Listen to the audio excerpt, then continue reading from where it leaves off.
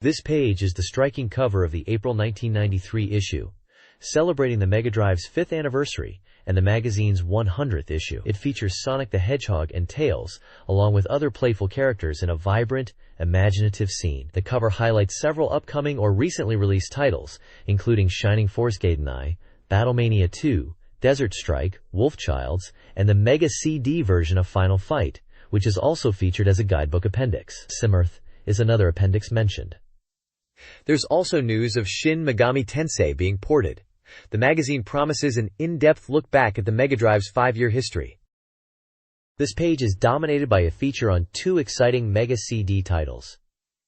Headlining is the arcade classic, Final Fight CD, finally arriving on the platform. It promises the full arcade experience, with 3 playable characters: the legendary Guy, Cody, and Hager, and brings back the crucial 2-player co-op mode, something missing from other console ports at the time. The power of the Mega CD is utilized for enhanced game sound and voice data, promising to amplify the already intense beats-em-up action. Alongside this, the page showcases Simurth, a deep simulation game that lets you control the destiny of an entire planet, from the genesis of life through evolution. Both games leverage the capabilities of the Mega CD, with Simurth specifically mentioning the need for the optional backup RAM cartridge for gameplay. This page introduces the upcoming Mega Drive title, Golden Axe 2i, slated for a July 1993 release. It highlights the game as a super battle action story, featuring a new fierce battle story of 4 warriors. The vibrant illustration showcases the 4 playable heroes: a swordsman, a female warrior, a muscular giant, and a beast-like character, alongside formidable foes like a dragon and a skeletal warrior wielding the iconic golden axe. Screenshots provide a glimpse of the action across diverse environments, including desert dunes and indoor structures. The accompanying text details the introduction of new, unique, special moves for each of the 4 distinct characters, and mentions a total of 12 magic types available. It also points out the exciting addition of cooperative magic attacks when playing with 2 players, suggesting a return of the intense sword and magic fantasy action that the series is known for. This page features a preview for the Game Gear title, Land of Illusion, starring Mickey Mouse, known in Japan as Mickey Mouse no Mahu no Crystal. It's an action game scheduled for release on March 26th, priced at 3,800 yen. The main artwork depicts Mickey Mouse and Minnie Mouse against a fantasy backdrop featuring a castle and a giant beanstalk. The text explains that Mickey falls asleep while reading a fairy tale book and wakes up in a desolate fairy tale world. Our hero, Mickey Mouse, must embark on a grand adventure in this world to recover the magical crystals from the wicked phantom. The game is presented as a fantasy action title appearing on the Game Gear. A list of characters mentioned includes Mickey Mouse, Minnie Mouse, Donald Duck, Daisy Duck, Goofy, and Horace Horsecollar. Small screenshots at the bottom provide a glimpse of the side-scrolling gameplay, showing Mickey navigating environments and interacting with characters like a large snake and potentially bats. The page also includes a picture of the Game Gear handheld displaying the game's title screen. The game is produced by Sega Enterprises under license from the Walt Disney Company. This page features a preview for the Sega Genesis title, Splatterhouse Part 3. The dominant image is a close-up of the protagonist, Rick, wearing his iconic terror mask. The text proclaims this as the final chapter of the assault, set in a demonic version of his own home on the night of a lunar eclipse. The narrative describes Rick's transformation and his fighting techniques, tearing flesh as his body changes. This entry in the series makes a significant shift, focusing on martial arts and grappling moves rather than just weapons, as highlighted by descriptions like grab, throw, smash. This Splatterhouse is a martial arts game with brilliant techniques. It even mentions a specific powerful special move called the Tentacle Spear, which appears to shoot hardened organs. 2 small screenshots showcase this new style of gameplay. The game was scheduled for release on March 19th for 6,800 yen and boasts a large 16 megabit cartridge capacity. It was developed and published by Namco. Wolf Team announces a Mega CD compilation featuring Arcus I, 2, and 2i, a first for the series. The compilation boasts the complete story, over 5 hours of voice acting by a super luxurious cast, and features all characters. Set for release in early April, the page heavily promotes the enhanced audio capabilities of the Mega CD. The page also promotes other Wolf Team Mega CD titles. And It Again, a martial arts action game, was released March 26th. Road Blaster, an LD car chase game, is now on sale and highlights Bose audio. Add 1 Devastator, a media mix assault game with mechs, was slated for late March. This page features striking anime artwork showcasing the main cast of Wolf Team's Arcus series, likely promoting the Mega CD compilation mentioned previously. The image depicts a group of heroes, including the green-haired protagonist Jed, the sorceress Piki, the elf Diane, and the elder guru Leishil, set against a vibrant sunset backdrop. It's a character piece, highlighting the diverse party members from the action RPG saga. The next page showcases a strong lineup of upcoming Mega CD titles. Featured prominently are the anime RPG 3x3 Eyes, based on the popular manga, which boasts an original story and new characters, and the arcade fighting classic Final Fight CD, enhanced for the system with 2-player simultaneous play and dramatic voice-acted openings. The page also highlights other notable releases, such as the tactical RPG Dark Wizard, with its multiple scenarios, the anime adventure Ranma 1/2, the racing simulation Jaguar XJ220 offering course creation, and the realistic golf game PGA Tour Golf 2. A special promotion offers a free Speedball 2 cartridge to early buyers of the Wonder Mega, demonstrating the growing momentum for the Mega CD platform.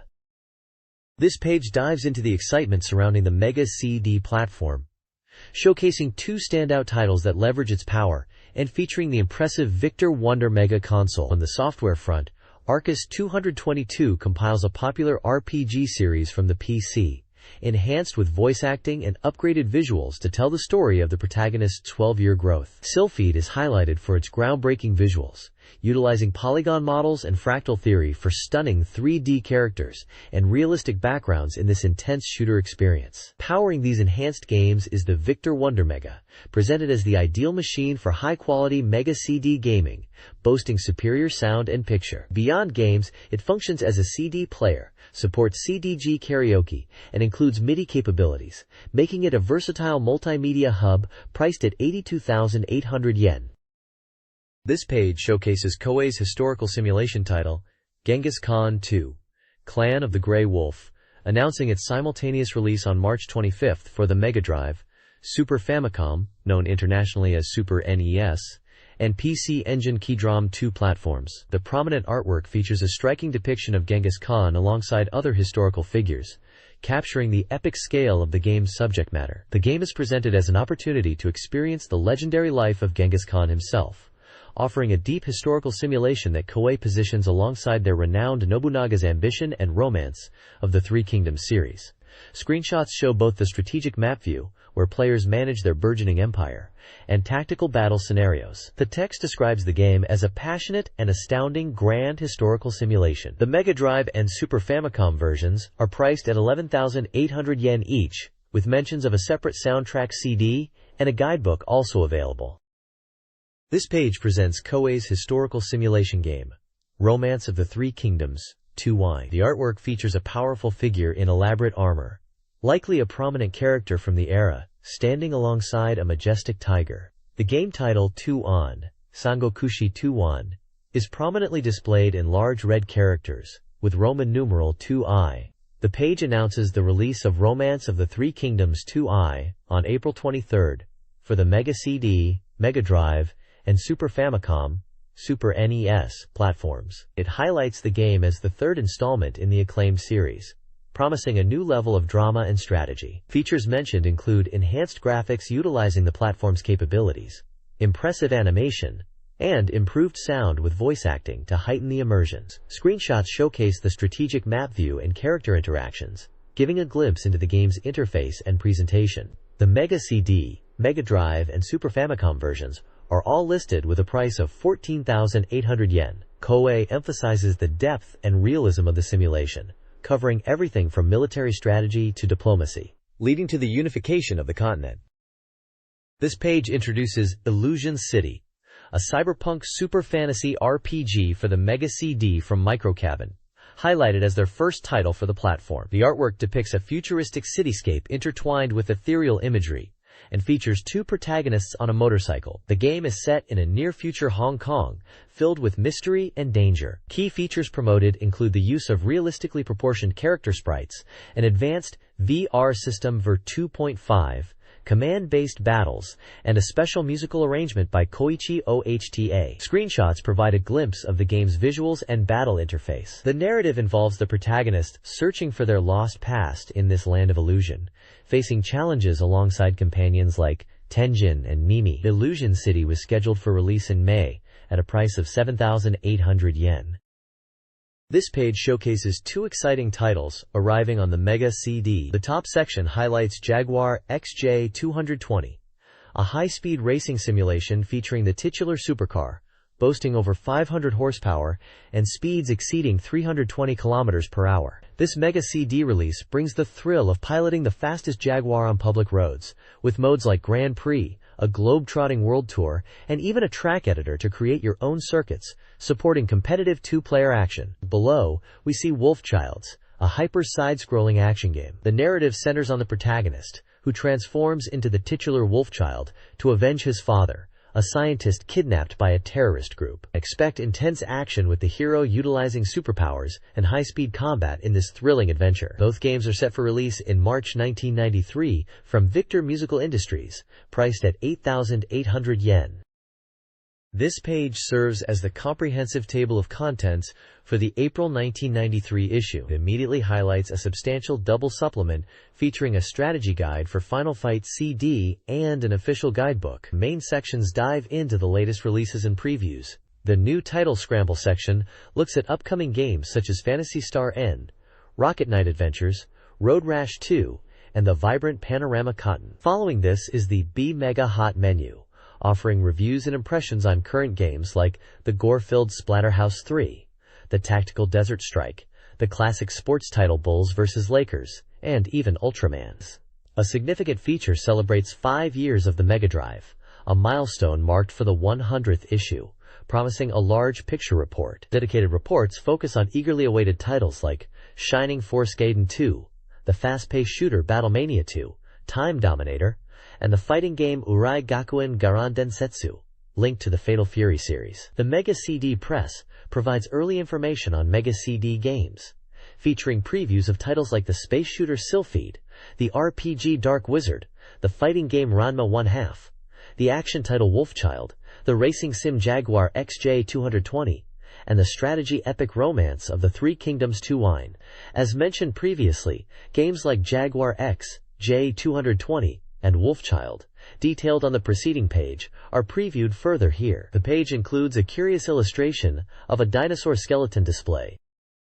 This page dives into the sales data for both the Sega Genesis and Game Gear, presenting the top-selling titles based on shop data. The Genesis Top 10 shows a mix of new releases and established hits. Streets of Rage 2 claims the top spot, with the puzzle phenomenon Puyo Puyo and the new adventure title Yumimi Mix following close behind. Sonic the Hedgehog 2, Landstalker, and World of Illusion also feature prominently, demonstrating their continued popularity. The commentary notes that despite fewer new releases this month, the strong performance of popular titles like Sonic is bringing in new players. Below the Genesis chart, the Game Gear Top 5 is presented. Sonic the Hedgehog 2 also leads the charge on the handheld, followed by the strategy RPG Shining Force Gaiden. The original Streets of Rage and Sonic the Hedgehog remain popular sellers, highlighting the enduring appeal of these flagship franchises on the portable system. The analysis mentions Game Gear's success overseas and anticipates more third-party support. This page presents data from the gaming community and arcades. The top section features the User Data Most Wanted Games Top 20, showing which titles Japanese players most want to see ported to the Mega Drive or other platforms, based on reader surveys. The list includes popular series like Street Fighter II, Final Fantasy, and Dragon Quest, along with titles such as Princess Maker, Fatal Fury 2, Cotton, and Snatcher, highlighting the diverse tastes and desires for titles from various genres and systems. The commentary notes the exciting announcements of ports for games like the highly anticipated Shin Megami Tensei and the fighting hit Fatal Fury, alongside the quirky shooter Panorama Cotton, all of which are shown with accompanying screenshots. Below this, The Shop Data Video Game Top 5 provides a look at the current arcade scene, potentially reflecting performance at specific shops or trends seen at recent events like the AOU show mentioned in the text. The commentary points out the prevalence of fighting games at the show. The top arcade games listed include Lethal Enforcers, Virtua Racing, Street Fighter II Turbo, Warriors of Fate 2, and Puyo Puyo, giving insight into what was popular in Japanese arcades at the time. Screenshots of Street Fighter II Turbo and Warriors of Fate 2 are displayed, showing the intense action players were enjoying. The Mega Drive and Mega CD are experiencing a resurgence with exciting new game releases. The Mega CD is particularly active, making it an opportune time to consider purchasing the hardware. Top of the list is the RPG 3x3 Eyes for Mega CD, eagerly anticipated despite development delays. Sylpheed, a cutting-edge Mega CD shooter similar to Star Fox, is a strong contender at number 2. Final Fight CD, a near-perfect arcade port, secures third place. Phantasy Star IV, an RPG, and Sonic CD, known for its time-traveling gameplay, round out the top 5. Other highly anticipated games include RPGs like Langrisser 2 and Dark Wizard, action titles such as Night Striker and Splatterhouse 3, and strategy games like Super Daisen Ryaku 2, ISCD, indicating a diverse and promising future for the consoles. Mega Dataland's new software schedule showcases a strong lineup for its systems. The Mega Drive boasts a diverse schedule with action, sports, RPGs, and fighting games like Splatterhouse Part 3 and Fatal Fury, extending releases into next year. The Mega Creegee's library grows with anticipated titles such as Final Fight CD and Three Kingdoms 2i, promising arcade ports and unique CD-ROM experiences. The Game Gear maintains its presence with games like Puyo Puyo and sports titles. The editorial notes the fast pace of announcements, especially for the Mega CD, highlighting games like Taiku Rishiden and emphasizing this as a critical time to follow industry developments.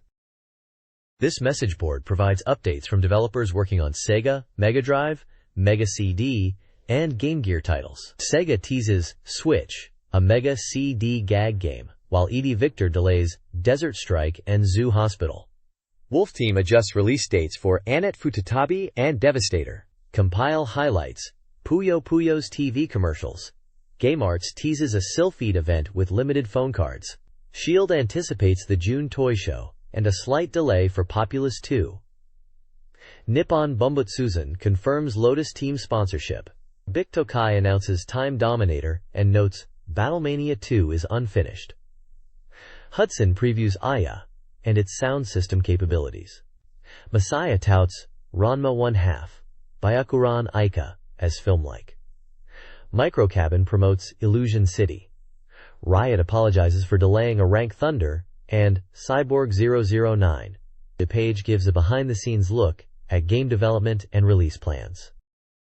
This page presents the Mega Dog Race feature, offering previews and reviews of new Mega Drive, Mega CD, and Game Gear software releases. It acts as a guide for potential buyers. 2 games are prominently featured. The first is Splatterhouse 3, an action title from Namco released on March 19th. The screenshot shows its horrific action gameplay, and the review notes the return of the monstrous action and the goal to rescue the protagonist's wife and son. It scores a solid 6.5. The second game is Koei's simulation game, Genghis Khan 2. Clan of the Grey Wolf, released on March 25th. This historical strategy game, set during the rise of the Mongol Empire, is compared to its PC counterpart with an updated interface. Reviewers note its depth and unique setting, though the simulation aspects might be heavy for some. It also receives a rating of 6.5. The page also introduces different reviewer personas, including a beginner, a master, a group of enthusiasts, and a general user, each offering their perspective. A brief explanation of the rating system, which is an average score from 4 reviewers on a 10-point scale, is included. This page continues the Mega Dog Race feature, delivering expert analysis on some of the latest Mega Drive and Mega CD titles to hit the streets. First up is Outrun 2019 for the Mega Drive. It's a futuristic racer with speed and traps, though despite the name, the review notes it feels a bit like something else entirely. Some technical aspects like 3D representation fall short, leading to a 5.0 average. Next is Doraemon, Yumedorobu to 79 no Gozansu, making its Mega Drive debut. This action game, while aimed at kids, offers charm with item usage and traps, but repetitive level design and grating synthesized voices bring its score down to 5.0. SEGA's NBA Pro Basketball, featuring the Bulls and Lakers, arrives on Mega Drive. This port of the well-received Genesis game is a solid sports title, with simple controls and realistic player data that appeals to fans, scoring a 6.25 despite its somewhat dated presentation. Lastly, the Mega CD gets Wolfchild, a sci-fi action game. Transforming into the titular beast provides enjoyable power, but the human form feels weak, and some design choices like enemy placement can be frustrating. The review found the levels basic and long for a CD title, resulting in a 5.75. This page continues the BeepMD race feature, sizing up some hot new releases. We've got 4 contenders here, starting with Narrated again, the follow-up to El Viento on Mega Drive. It's an action game with returning heroine Annette. While the anime style and character designs are appealing, the gameplay falls short with poor, slippery controls and limited moves, earning it a disappointing 4.75 average. Next up is the racing title Jaguar XJ220 for Mega Drive. Reviewers found this racer surprisingly immersive, praising the detailed visuals, simple controls, and solid backgrounds and music. The inclusion of a course editor is also a big plus. This one pulls ahead with a strong 6.75 average. On the Mega CD, we see the arrival of Final Fight CD. This port of the arcade beat-em-up masterpiece, featuring Cody, Guy, and Hager, is highlighted as a fantastic conversion. It retains the fast-paced action, includes features like arranged BGM, and even that famous scene. Crucially, it boasts 2-player simultaneous co-op, making it a must-have, with a score of 7.25. Finally, the Mega CD version of Romance of the Three Kingdoms 2 enters the race. This strategy giant from Koei gets praise for its practical Mega CD editions, like CD-quality music and new scenarios. While the inclusion of animation was a surprise, the review appreciates the added value for fans, giving it a solid 6.75. This issue reviews 2 Game Gear titles. Puyo Puyo, a puzzle game, is lauded for successfully translating the arcade and Mega Drive experience, including 2-player battles, with a solid 7.25 average score. Mickey Mouse's Magical Crystal, an action game, receives praise for its graphics despite some control stiffness, earning a 6.5 average. The editorial discusses a busy release month, with many companies closing their fiscal years. While RPGs are lacking, fighting games are plentiful, making choices challenging. Editors recommend Final Fight CD and Wolfchild on Mega CD. Puyo Puyo is also highlighted for its quality. The success of recent ports like Jaguar XJ220 and Puyo Puyo is seen as a positive indicator for future game conversions. This page features the BeepMD Reader Race, where readers rate Mega Drive games on a 10-point scale, and the average scores determine the rankings. The top of the list showcases reader favorites. Streets of Rage 2 takes the top spot, earning high praise from readers who felt it significantly improved upon its predecessor, with impressive graphics, satisfying special moves, and excellent sound quality. Despite some feeling it lacked originality, its high level of polish and exhilarating combat made it a standout. Further down the rankings, Mobile Police Patlabor is highlighted at a disappointing 237th place. Readers found its graphics weak, combat unbalanced and repetitive, and the ending underwhelming, describing it as a disappointing adventure game. 2 dark horses are featured.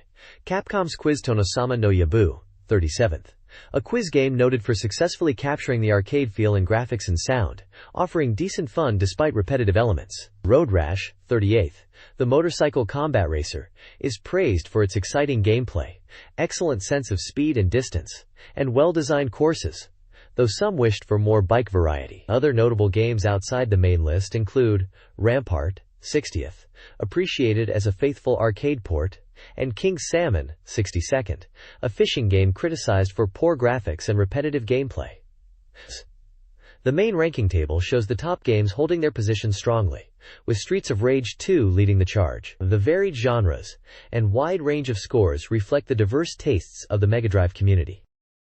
This page continues the BeepMD Reader Race, focusing on specific games within the reader rankings. Featured under Contending Dark Horses are Crying, 65th, and Teenage Mutant Ninja Turtles: Return of the Shredder, 70th. Crying, despite some divisive elements like scattered bullets and hard enemies, is noted for its captivating atmosphere and BGM. Teenage Mutant Ninja Turtles, while perhaps lacking in stage variety and enemy types, earns praise for its abundant techniques and good operability, although some felt the boss battles were repetitive. The potential upset Dark Horses section highlights games further down the list, including A Psychic Detective Series Volume 3, 124th, Wonder Dog, 139th, RB 4 Baseball, 146th, and Afterburner 2-1, 157th.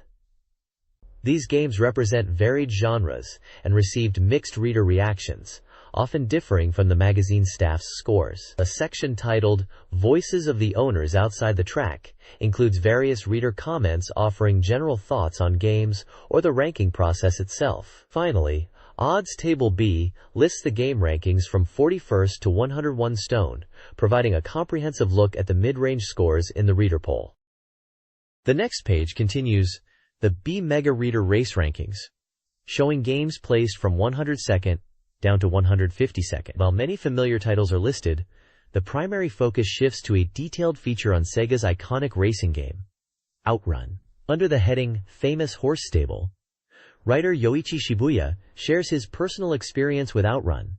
Starting with his first encounter in the arcade 7 years prior, he recalls the impact of the driving feel, the vibrant Testarossa sprite, and the dynamic scenery set to the game's unforgettable soundtrack, noting it felt much more atmospheric than typical racing games focused purely on speed. He contrasts this with the Mega Drive port released 5 years later in '91. Acknowledging it was a strong conversion considering the hardware differences, highlighting elements like the Nitro Start and Gear Gotcha techniques that were well represented. A separate section, Leave It to the Readers, presents reader feedback on the Mega Drive Outrun. Comments praise the conversion quality, particularly the Magical Sound Shower BGM, and the inclusion of features like the branching stages, describing it as a satisfying port that's still enjoyable today for a quick play. Brief notes mention the lower end of the reader race rankings, suggesting some titles have dropped significantly.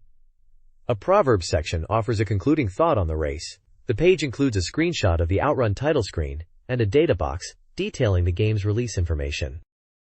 This page is dedicated to the Decision Editor's Wildcard Shot, where the magazine's writers highlight games they feel are particularly noteworthy. Featured prominently is Strider, referred to with a confusing superhuman Barum I header above it, with a screenshot and a review of the Mega Drive port. The editor expresses that while the game has bugs and can be difficult, especially figuring out progression, the core gameplay is excellent, and the port is a strong conversion from the arcade, making it very enjoyable despite its flaws. Another highlight is Herzog 2 from Technosoft. The review describes it as a highly demanding real-time strategy game where players manage units, resources, and combat simultaneously, calling it a challenging but ultimately rewarding experience. Despite the real-time system leading to a relatively short game life, the editor deems it a masterpiece software for intense play sessions. A section titled Buy It Next Time points out Pit Fighter, mentioning its use of digitized character graphics and noting that the Tenjin version is hard to find but worth picking up if spotted. Finally, a brief update is provided on Air Management, described as a resting horse cart, indicating its development status and release plans. The right column continues the B Mega Reader Race Rankings, listing numerous games from position 153 downwards, showing their genre and average reader score, extending the poll results from the previous page. This issue of B Mega Reader Race Rankings features the lower-ranked games and celebrates the poll's 3rd anniversary. An analysis of top genre appearances reveals simulation games leading, followed by action and shooting. Specific games frequently ranking in the top 10 include Advanced Military Commander and Shining Force. The data suggests simulation elements are key to reader appeal, while action and shooting remain strong. Sports games are popular, but other genres need exceptional quality to succeed. 2 reader contests encourage predictions on Yumimi Mix and Majin Go-Sen Saga. Readers are also encouraged to participate in the main poll for prizes. This month's editorial highlights Streets of Rage 2 at the top and the continued low ranking of Sword of Sodan. This page features Fun Project Volume 2, Be Mega Racing Freak 93 Circuit of Flowers close-up version. It's a photo special on racing circuit campaign girls from the 1993 season, presented as a close-up version requested by readers. The page includes a collage of photos of women in various racing team outfits, and some in traditional Japanese dress, along with text discussing the feature and mentioning Team Irene's campaign girls being circa Ki Lisc. Girls in the context of the 8 hours endurance race. This page features the B-Mega CM investigation team, looking back at nostalgic game commercials. The first CM covered is for Taito's unique action game, Mao Renjishi. The article shows images from the commercial, featuring dynamic visuals of traditional lion dance characters and intense in-game combat footage, noting the game's unusual nature and the Crim's equally strange energy. Production details suggest the commercial was put together quite rapidly. The second CM spotlighted is for the Sega SG-1000 series, starring popular talent Yuko Saito. The images display scenes from the CM, including a space shuttle, a collection of SG-1000 software boxes, the Sega logo, and the SG-1000 console itself, highlighting features like the keyboard attachment for PC capabilities. The text explains that Sega actively used famous personalities like Saito, and even the comedy duo Tunnels, to promote their first console launched in 1983, mentioning memorable marketing phrases like, "You can also use it as a PC," and "Dad also has Mahjong." This page offers a fun look at how companies marketed early game systems with distinct creative flair. This page is the BeepMD Genesis information section, introducing new Genesis software. First up is WWF Super WrestleMania from Flying Edge. The article notes the surprising lack of wrestling games on the Genesis in Japan, and highlights this American import, featuring 8 real-life wrestlers like Hulk Hogan and Ultimate Warrior. It details the various game modes, including one-on-one, Survivor Series, WWF Championship, and a 4vs4 tag team mode. The reviewer emphasizes that the game, like all good fighting/sports titles, supports 2-player versus matches for exciting competitive play. Next is Death Duel by Razorsoft. Described as a unique American fighting shooter, the game puts you in the cockpit of a robot, viewed from a first-person perspective, similar to light gun games. You control the robot's movement and aiming independently, with different weapons equipped at each hand, affecting the projectile trajectories. The game features various enemies, and the screenshot shows gameplay elements like targeting and damage indicators, alongside a shop screen for mech repairs and upgrades. Finally, the page announces a giveaway for Genesis software, offering a copy of the classic sports title, John Madden Football 93, and the visually striking action game Galahad, to one lucky reader each. This page reports on the exciting AOU show, the big arcade game exhibition held from February 16th to 17th. The venue was packed with new games and enthusiasts, showcasing the industry's energy. One major takeaway is the significant rise of fighting games, heavily influenced by the success of Street Fighter II.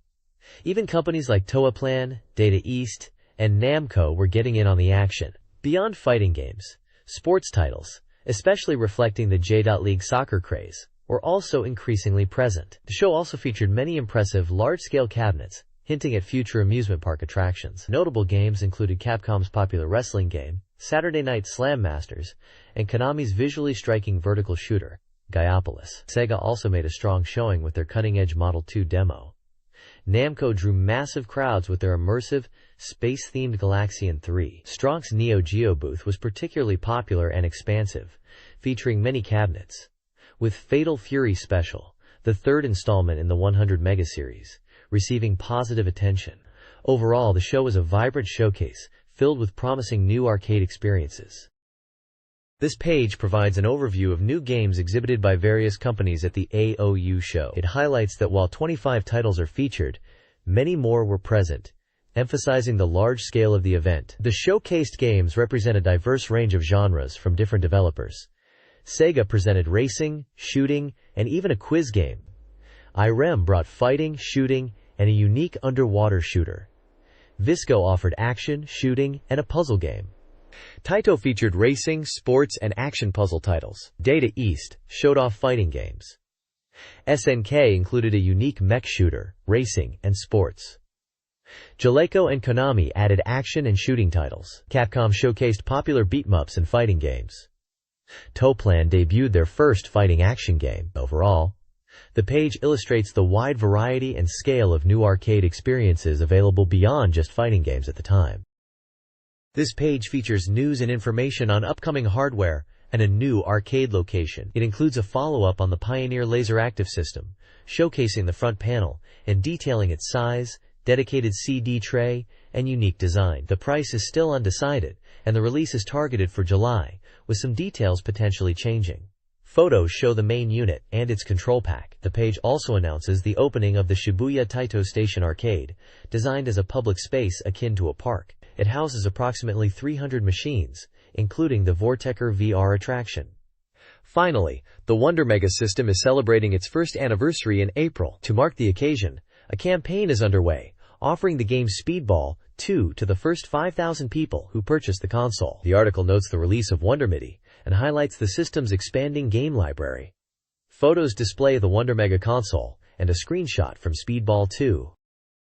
This page covers a variety of news and information. A significant announcement is Polydor establishing a new game label, with their first Mega CD title being Sandstorm, a port of the PC RPG Allshark. A launch event is planned featuring key staff and voice actors. The page also includes news on new music CD releases, and a related campaign offering a premium book for the upcoming Final Fight CD release on Mega CD. Event coverage features the Macworld Expo in Tokyo, highlighting advancements in Japanese language support and video processing for computers, relevant to the growing Klydrom market. Merchandise news includes the release of a plush toy for Tails, Sonic's popular sidekick. Hardware is also featured with Sega's Lock-On Light Gun set, known internationally as Lethal Enforcers. The article highlights its features, like a virtual sight and target system. Finally, there's major news of Fujitsu entering the home console market with the FM Towns Marty, a system based on their FM Towns computer architecture, notable for its high-quality video output on televisions. This page features a special report announcing the urgent decision to port the popular Neo Geo fighting game, Fatal Fury, to the Sega Genesis. Having gained significant popularity in arcades and on the Neo Geo home system, the game is scheduled for a release on April 23, 1993, from Sega as a 12 MB cartridge title, priced at 8,800 yen. The report highlights the quality of the Genesis port, which was shown at CES, praising it as a welcome conversion that retains features like the depth plane movement that were cut from the Super Famicom version. New demo scenes, including an impactful shot of Geese Howard's eyes, are also included, some being original to the Genesis version. The article notes that the Mega Drive port is significantly closer to the original Neo Geo experience than the Super Famicom release. Unique features for the Genesis port include original demo content and ally characters sometimes challenging the player during single-player mode. The report also hints that other Neo Geo titles like The King of Monsters, also seen at CES, could potentially make their way to Genesis. This page continues the look at the upcoming Sega Genesis port of Fatal Fury, reinforcing the urgent decision to bring the popular Neo Geo fighter to the system. The focus here is on introducing the game's characters and stages. The report confirms that players will choose from the three main heroes, Terry Bogard, and Johi Bogard, and Joe Higashi, in single-player mode, facing off against a total of 8 opponents throughout the game, including the challenging boss characters. The article expresses confidence in the Genesis port's ability to replicate the feel of the arcade and Neo Geo versions, specifically mentioning that the input for special moves and the crucial two-plane movement system feel just like the original. Several stages and their respective opponents are highlighted, giving players a glimpse of the diverse fighting environments. You'll face the capoeira master Richard Meyer at the Pow Pow Cafe, the master of Hakiokuseiken Tung Fu Ru in the large Howard Arena, the rhythmic fighter Duck King in the West Subway, the imposing wrestler Raiden at the Dream Amusement Park, and the powerful boxer Michael Max on the Sound Beach. The stages are depicted with vibrant screenshots, with details like dynamic time of day changes mentioned for some. Overall, the page conveys excitement for the port, suggesting it's a faithful conversion that retains the core gameplay and character roster that made the original a hit. The final message eagerly anticipates the game's release the following month.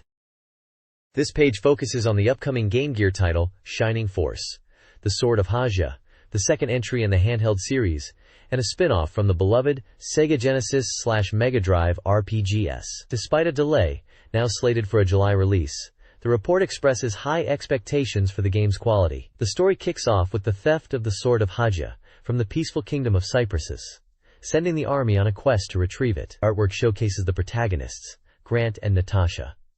A notable highlight is the return of the confused spell from Shining in the Darkness, now fully restored and more powerful. Screenshots illustrate the familiar strategic battle map view alongside the first-person dungeon exploration, confirming the blend of gameplay styles the series is known for. Additionally, a Sonic communication section features insights from the development team, including Director Chan and Producer Champ Takahashi, sharing their thoughts on the game's development and hoping for its success. This page provides a preview of 2 upcoming Mega Drive titles from Vic to Jokai. At the top, we get a look at Battlemania 2, the sequel to the popular vertical shooter. The article highlights the return of heroines Mana and Puke, showing new character designs and development sketches. While the core system is said to be similar to the first game, there's a tease about potentially moving towards a more real or serious direction, perhaps dialing back some of the first game's gag elements, though this seems presented with a playful wink. Screenshots suggest the gameplay remains true to the original's frantic action. Further down, the page introduces Time Dominator, later known as Tempo outside Japan. This action game features the quirky rabbit protagonist, Tempo, who travels through time to stop a villain from stealing historical treasures. The article describes the game's fast-paced gameplay and unique character design, showcasing various level screenshots and mechanics like switching paths. Both previews build anticipation for these distinct titles, from Vic to Lakai.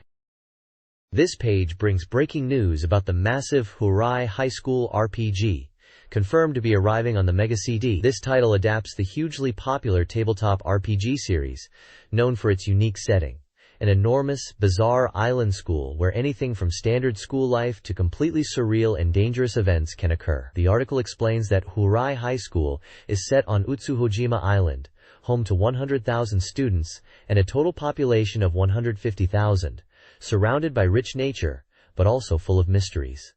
It's a virtual world where players originally communicated via mail, mixing character-driven drama with wild adventures. Development is being handled by GSAT, with the scenario currently undergoing final refinements. Producer Watanabe confirms the game will take advantage of the Mega Creed's capacity and aims to reflect the feeling of modern high school life alongside the series' signature bizarre elements. For those new to the world, the page suggests exploring the existing tabletop game, novels, or card games while awaiting the Mega CD release. The game is currently listed with an undecided release date and price.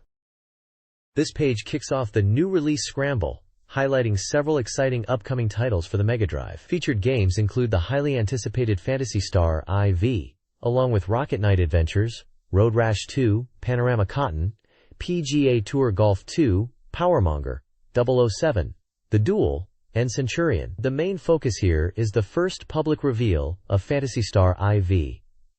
Anticipation is clearly high for the next installment in this beloved RPG series. The magazine shows off the first game screenshots, giving us a look at the battle system sprites, which they note are similar to Phantasy Star II, and some detailed town and field map visuals, including areas in what appears to be Piata on Motavia. Character artwork for key party members like Rune, Chaz, Rudy, and Rika is also presented. Development is currently reported at 30%, with a target release by the end of the year. The article teases that more detailed information about Phantasy Star IV will be coming in the next issue, so stay tuned. This page kicks off the new release scramble, with a look at 2 anticipated titles. First up is James Bond 007, The Duel from Tenjin, noted as 100% complete and releasing soon. The feature highlights the game's setting, an enemy base detailed across 4 distinct stages including an enemy battleship and a volcano laboratory, shown with accompanying screenshots. It also comments on Bond's in-game appearance and actions. Below that is Konami's Rocket Knight Adventures, positioned as a strong candidate for a newcomer award, despite being only 40% complete. The article mentions smooth development progress and even a slight graphical adjustment to the protagonist, Sparkster, for improved clarity. Screenshots showcase the game's vibrant side-scrolling action and Sparkster's signature moves, while the text poses the intriguing question of whether Sparkster could challenge the popularity of Sega and Nintendo's mascots, Sonic and Mario. This page kicks off the new release scramble, with a look at 4 upcoming titles and a special scoop. First up is PGA Tour Golf 2, the sequel bringing improved graphics and courses to the Mega Drive, fully certified by the PGA. Next, Powermonger, a strategic simulation game reminiscent of Populous, where you expand your territory and influence to rule a large continent, noted for its adult-oriented gameplay. Following that is Road Rash 2, the highly anticipated sequel to the violent motorcycle racer, featuring chaotic races, combat, and now simultaneous two-player action. We also get a glimpse of Century's Scion, a real-time strategy game set in ancient Rome, where you conquer neighboring lands, and can even boost unit stats through minigames like horse racing. Finally, the page teases a new game announcement from Data East. Panorama Cotton, a new entry in the Cotton series being handled by the original arcade team and promising some impressive 3D visuals, with more details to come in the next issue. This page focuses entirely on Splatterhouse Part 3, highlighting the game's core details like its March 19th release date, 6,800 yen price, action genre, and 16 meters memory size. The main takeaway emphasized is that Rick has become significantly faster compared to previous entries, with completely different movement mechanics. Players are encouraged to shed their expectations from earlier Splatterhouse games and approach this sequel with a fresh perspective to enjoy the full experience across its 6 stages. The page notes the game features stage structures with depth, allowing for movement into the foreground and background, a new element for the series. For the first stage, the objective is to rescue Jennifer, and the page advises players to familiarize themselves with Rick's new actions and use the map function available after clearing rooms. Combat details shown include the spin kick, basic punching, and the benefit of taking detours which may contain warps. The first boss, the Hell Guardian, is introduced as a fast enemy that chases Rick. Tactics involve cornering it and attacking, particularly aiming for it upon landing after a jump and attacking quickly after it transforms. Stages 2 and 3 of Splatterhouse Part 3 are covered, offering combat tips. In Stage 2, rescue Jennifer, or defeat the Giant Eater. Speed is key against this boss, which attacks with rolling and a sudden rush. Jump to avoid enemies, but getting hit mid-jump is dangerous. Deal with hands by throwing them. Stage 3 focuses on rescuing David by defeating Mac the Bear. Dodge the sliding ghost's attacks, and look for openings to counter. Mac transforms. Dodge his long arm attacks, and then counter. Key action points. Prioritize speed over power. Use jump kicks to close distances, and then repeatedly attack downed enemies. Avoid item attacks due to their slow speed, as this iteration emphasizes Rick's enhanced mobility. This page delves deeper into Splatterhouse Part 3, covering stages 4 and 5. Stage 4 is the mansion basement, where your objective is to rescue David. Be cautious of the powerful protoplasms, whose glowing state makes them invincible. Attack when they aren't lit. The boss here is the mutated corpse/worm. This foe is fast and hard to catch. Try moving back and forth while jabbing. When it transforms, close the distance with jump kicks and pound away. Using Rick's transformation is also suggested if you're struggling. The map is complex, but focusing on smaller rooms first is advised for easier progress. Stage 5 is the Dark Stone, the final confrontation. Your goal is to prevent the resurrection of the Evil One. Take down monsters one by one. The map is intricate, and it's recommended to collect items by exploring the detours before heading straight to the end. The ultimate challenge is the Evil One boss, which attacks by firing 3 balls consecutively. Dodge these by moving side to side. The best strategy is to grab and throw it repeatedly. Transforming for a quick, decisive battle is also a safer option. General advice includes checking the map for the shortest route and throwing enemies in your direction of travel to save time. A note from the developers highlights the tentacle spear move as Rick's deadly technique. This page features the classic dungeon crawler, Gauntlet, under the title, "Sometimes Fighting Among Friends is Good." The game's development is reportedly 80% complete, confirming 4-player simultaneous battle is included. Published by Tengen, it's planned for a summer release with price and size yet to be determined. The article confirms the port is largely finished, including voice synthesis. The exciting news is the imminent arrival of 4-player simultaneous play. A significant addition is the new battle mode, allowing players to engage in player-versus-player combat using all their abilities like shots, melee, magic, and items. The objective is to defeat the other characters, with each character having unique strengths and weaknesses, making strategy key. The battle mode arenas feature destructible walls, hiding useful items. A comment from Tengen highlights the game's 4-player capability, and mentions the person in charge is a huge, Super Gauntlet fan who even played 5-player arcade versions back in the day, and was the one putting in the coins. The page includes screenshots showcasing gameplay, character stats, and the chaotic new battle mode. This page dives into the strategic simulation game, Megalomania, a highly annotated title from Europe, including the UK. The game centers around developing your civilization from scratch, with a crucial early decision being where to place your initial base, as the starting location dictates available resources and significantly impacts your progress towards victory. Choosing a poor location can severely limit your ability to produce powerful weapons, or even invent them at all, making early exploration or strategic relocation key. As you advance through different eras, your technical level increases, changing the appearance of your base and unlocking new buildings.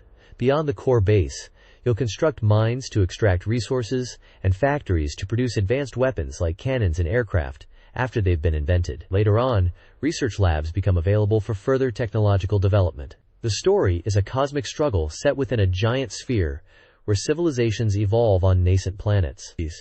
These beings eventually reach space, leading to a fight for dominance among cosmic rulers, a battle of evolution, destruction, and power. The game features voice acting, which was notable for a ROM-based game at the time, and includes visual scenes depicting the narrative. Megalomania is listed as 90% complete and is a single-player experience, set for release on April 23rd.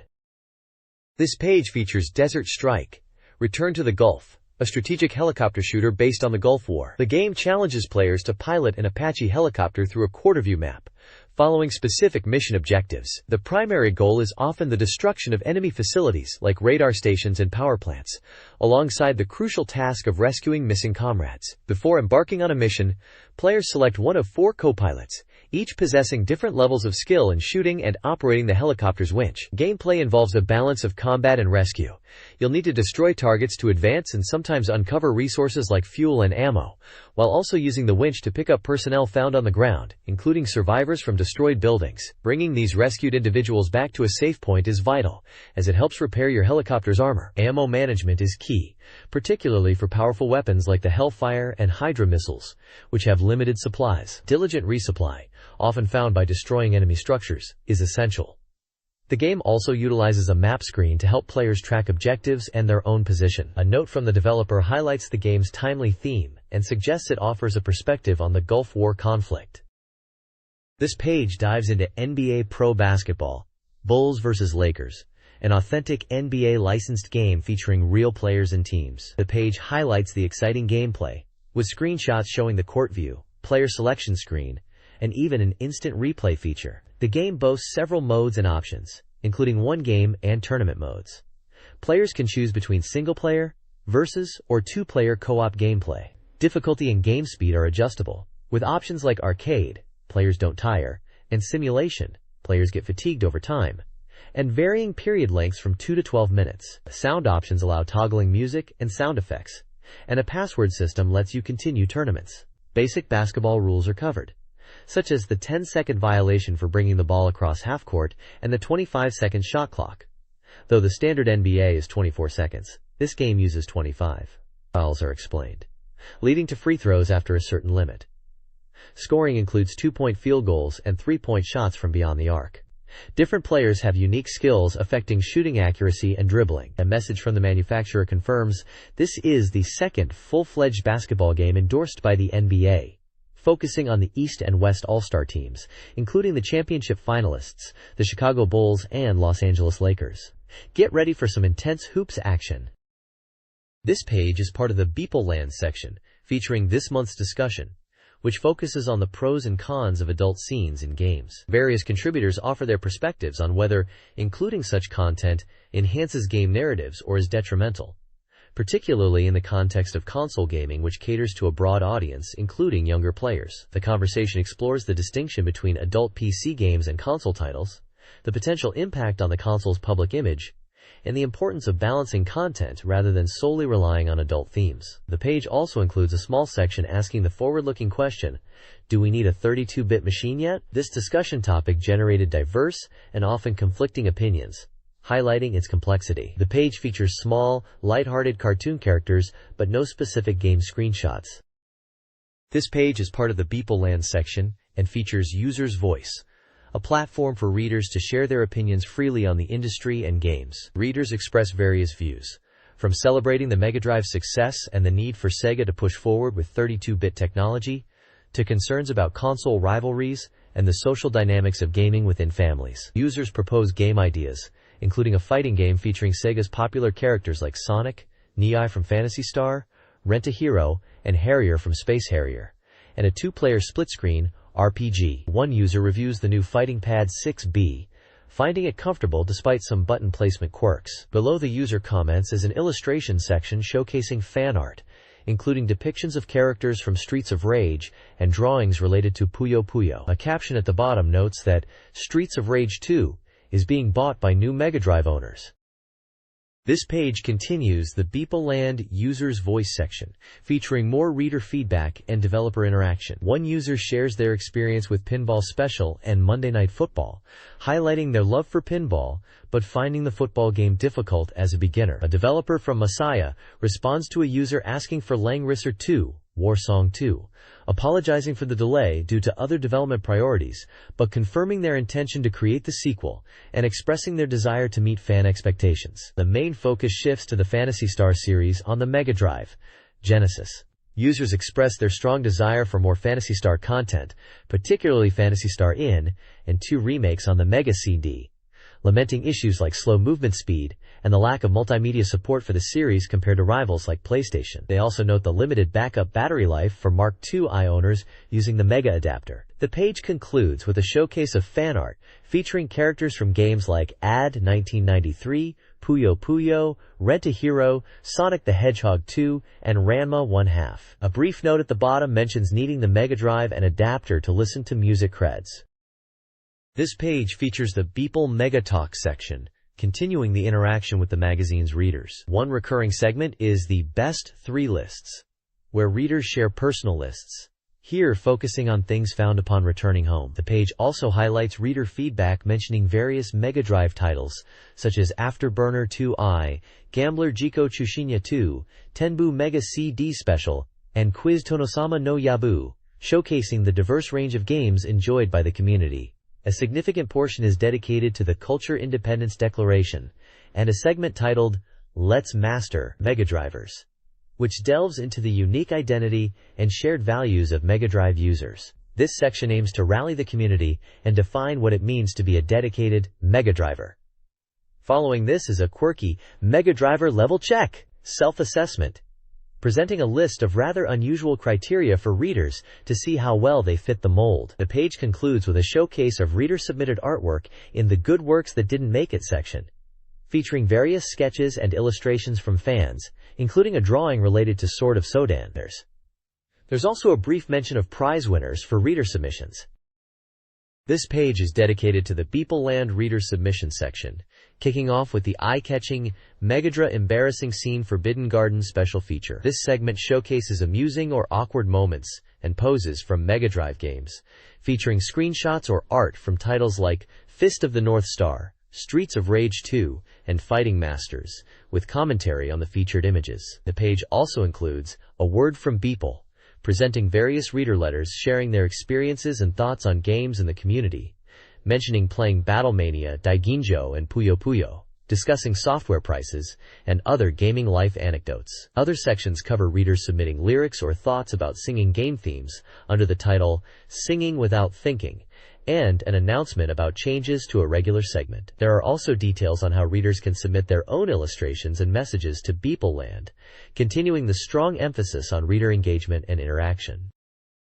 This page features an article titled Went to Winter Aces, written by Hiroyuki Takahashi and Champ Takahashi from Sonic Software Planning. The author describes their trip to the Winter Consumer Electronics Show in Las Vegas, highlighting its significance as a major stage for the computer and game industry, where Japanese manufacturers often debut new products. While acknowledging the scale and importance of the event, the author expresses disappointment at the lack of truly impressive software that made them say, "Wow, this is it." They mention seeing the rumored 3Do, noting its impressive specs, but observing that the demo wasn't particularly smooth or engaging. The page also includes humorous photos from the trip, including one in a hotel room and another on a golf course, jokingly identifying the person in the golf photo as the company president in disguise, when he's actually the golf club manager. The article concludes with a brief note that the CES report is finished, and a hint that they are now focusing on Shining Force Gaiden 2. This page features a regular column titled Taguchi's Dojo of Sayings, where characters humorously discuss work, scheduling pressures, and the future of their column, explicitly linking the chaos to the upcoming release of Shining Force Gaiden 2. Below this, a large, striking photo accompanied by text reflects on the perceived harshness of the adult world. The page also showcases several reader-submitted proverbs or sayings, presented in large vertical text, covering themes from hard work to simple pleasures, each attributed to a reader from a specific location. Further down is the Sonic Mania section, dedicated to fan contributions for the Shining Force series, featuring reader illustrations, particularly for Shining Force Gaiden 2, and encouraging more submissions. Finally, new employee Hanako's Office Lady Diary offers a personal perspective, sharing her Valentine's Day plans including a trip to Disneyland, updating readers on the magazine's progress, confirming information on Shining Force Gaiden 2 is being released soon, and humorously recounting a slightly rude fan letter about her age. This page marks a final installment, though not due to a lack of material but to introduce new content patterns. It recounts a trip to Euro Disney, highlighting a unique 360-degree screen attraction showcasing France's history, which reminded the author of a similar experience 30 years prior. The content of the show, specifically the software aspects like time travel and meeting historical figures, is praised as more interesting than the hardware technology itself. The page also provides an update on the Switch game development, mentioning the staff's hard work towards a power-up and the game nearing completion, with a preview promised on page 98. A 4-panel comic strip is included, leading to commentary that games, like attractions, depend on engaging software to be truly interesting. The author expresses enjoyment in creating Switch and anticipates the reader's turn to play. There's a guest column by Muramatsu Toshifumi recommending the RPG Ultima, highlighting its unique characters. Finally, a news section details an upcoming performance by Waha Hanpo, described as a black humor horror comedy, including dates, location, and cast information. This page features a column by Jam Ojisan titled Passionate Serialization, accompanied by a large calligraphic title suggesting experience is more valuable than innate talent. The column discusses the current state of the Sega Mega Drive market, focusing critically on third-party developers. Jam Ojisan observes that many third-party developers seem to lack passion and are cutting corners, failing to recognize the strong and discerning user base supporting the Mega Drive. He praises Taito's Night Striker as a recent title with substance, but notes the inconsistency of such quality releases. He expresses significant hope for Konami, feeling they are genuinely committed to revitalizing the Mega Drive market, citing their effort in developing original characters and maintaining release schedules, highlighting their upcoming Rocket Knight adventures as a title he eagerly anticipates. Other developers like Namco, Compile, and Masaya are mentioned in the context of past or shifting market focus, with Masaya noted for moving away from the MD after titles like Langrisser and Valkyrie. Technosoft's Sylpheed is featured with a screenshot as an example of a noteworthy title. The column concludes by encouraging readers to submit questions for a Q and a section about the game industry. Screenshots of Night Striker and Sylpheed are included. This page introduces the 3Do Interactive Multiplayer as a formidable new competitor entering the home entertainment market, positioning it as a strong rival to both the Sega Mega Drive and Super Famicom. Announced at Winter CES, the 3Do is a joint venture involving industry heavyweights like Electronic Arts (MCA) and Panasonic, described as a project holding immense potential. The article highlights the 3Do's core strengths, summarizing them as fast, skilled, and cheap. It boasts a high-performance, 32-bit RISC processor and dedicated graphics hardware, promising processing speeds significantly faster than previous systems. The system features a Clydrom drive and specialized chips for digital video playback, enabling impressive graphical capabilities like texture mapping, lighting effects, and smooth object movement, shown in screenshots depicting detailed environments and a realistic flight simulation demo. The planned retail price is around $700. 80,009,000 yen, with future versions expected to support networks like cable television. Given this powerful new contender, the article ponders the future of the Mega Drive. It acknowledges the challenge but suggests Sega, being a pioneer in the 16-bit era, must be strategizing their next move. The author expresses anticipation for Sega's response and plans to offer bold predictions for the Mega Drive's future in the next issue. Images showcase the 3Do mock-up and various graphical demonstrations. The next page is Act 18 of the Sega Falcom Communication section, featuring reader feedback and a new column. The SF Hotline includes letters from readers asking questions about various games. Readers inquire about the character design for Sister Sonic, wishing for a cute girl protagonist, and ask about the status of games like Radical Dreamers, Dinosaur, Brandish 2, and the production of YSIV, expressing excitement and anticipation for news and screenshots. These letters are accompanied by charming illustrations depicting characters and reactions. A new column begins titled Director Yano's Ruthless Industry Punchline, where Director Yano reflects on the pressures and hassles that come with age and status in the industry. He discusses the expectation to own certain items like luxury watches, contrasting Rolex with a less common brand, and cars, comparing his Honda Prelude to BMW S and his wife's Toyota Mr. 2, highlighting the discrepancy between perceived status and personal preference or practicality. It's a candid look at the realities and perceptions within the gaming industry. This page is an advertisement for the Sega specialty store, Santa, showcasing their wide selection of Sega Mega Drive and Master System software and hardware available via mail order. They are promoting special bundle deals offering sets of 3 games at discounted prices, alongside a featured new releases corner, highlighting titles like Puyo Puyo and Streets of Rage 2, noting their release dates and prices. The bulk of the page is dedicated to a massive listing of their Mega Drive software lineup, covering a huge range of games from classics to newer releases, all listed with their prices. They also offer Mega CD hardware, various peripherals like controllers and adapters, and have a section dedicated to Master System titles. The ad provides details on how to order, including payment methods and shipping information. It's a comprehensive look at the Sega library, available directly from this store at the time. This page introduces the Sega Mega Drive game Ultraman, a fighting action title based on the popular tokusatsu series. Players take control of Ultraman himself to battle a variety of iconic monsters using a combination of punches, kicks, and devastating beam attacks. The game features 10 stages, each presenting a different foe. The article details key gameplay mechanics, including close-quarters combat, defensive maneuvers like creating a shield of light, and the use of powerful beam attacks which consume energy. Winning conditions involve defeating the monster before the timer runs out or Ultraman's energy is depleted, while losing occurs if the timer hits 0 or Ultraman is defeated. A crucial element highlighted is the 180-second time limit per battle, mirroring Ultraman's classic time constraint. Several monstrous opponents are showcased, including Basimular, Telesdan, and Jamila, each with their unique look and fighting style. The presentation praises the game's graphics and its faithful recreation of the TV series' atmosphere and rules, aiming to appeal to both young fans and nostalgic adults. A comment from the developers expresses their goal of bringing the Ultraman experience, especially the iconic Spacium Beam, to the Mega Drive.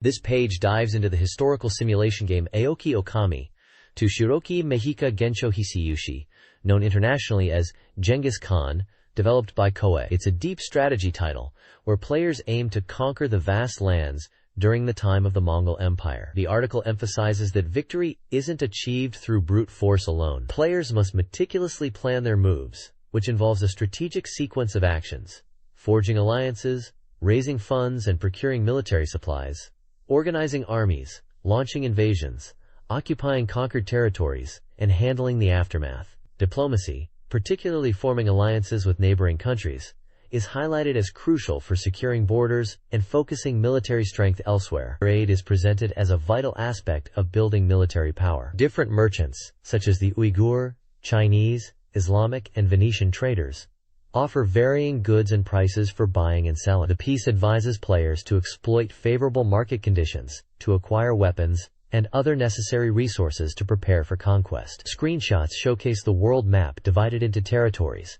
character portraits of historical figures, and interfaces for managing resources and trade. This title offers a complex simulation experience for aspiring conquerors. This page is a comprehensive strategy guide for the classic historical simulation game Genghis Khan.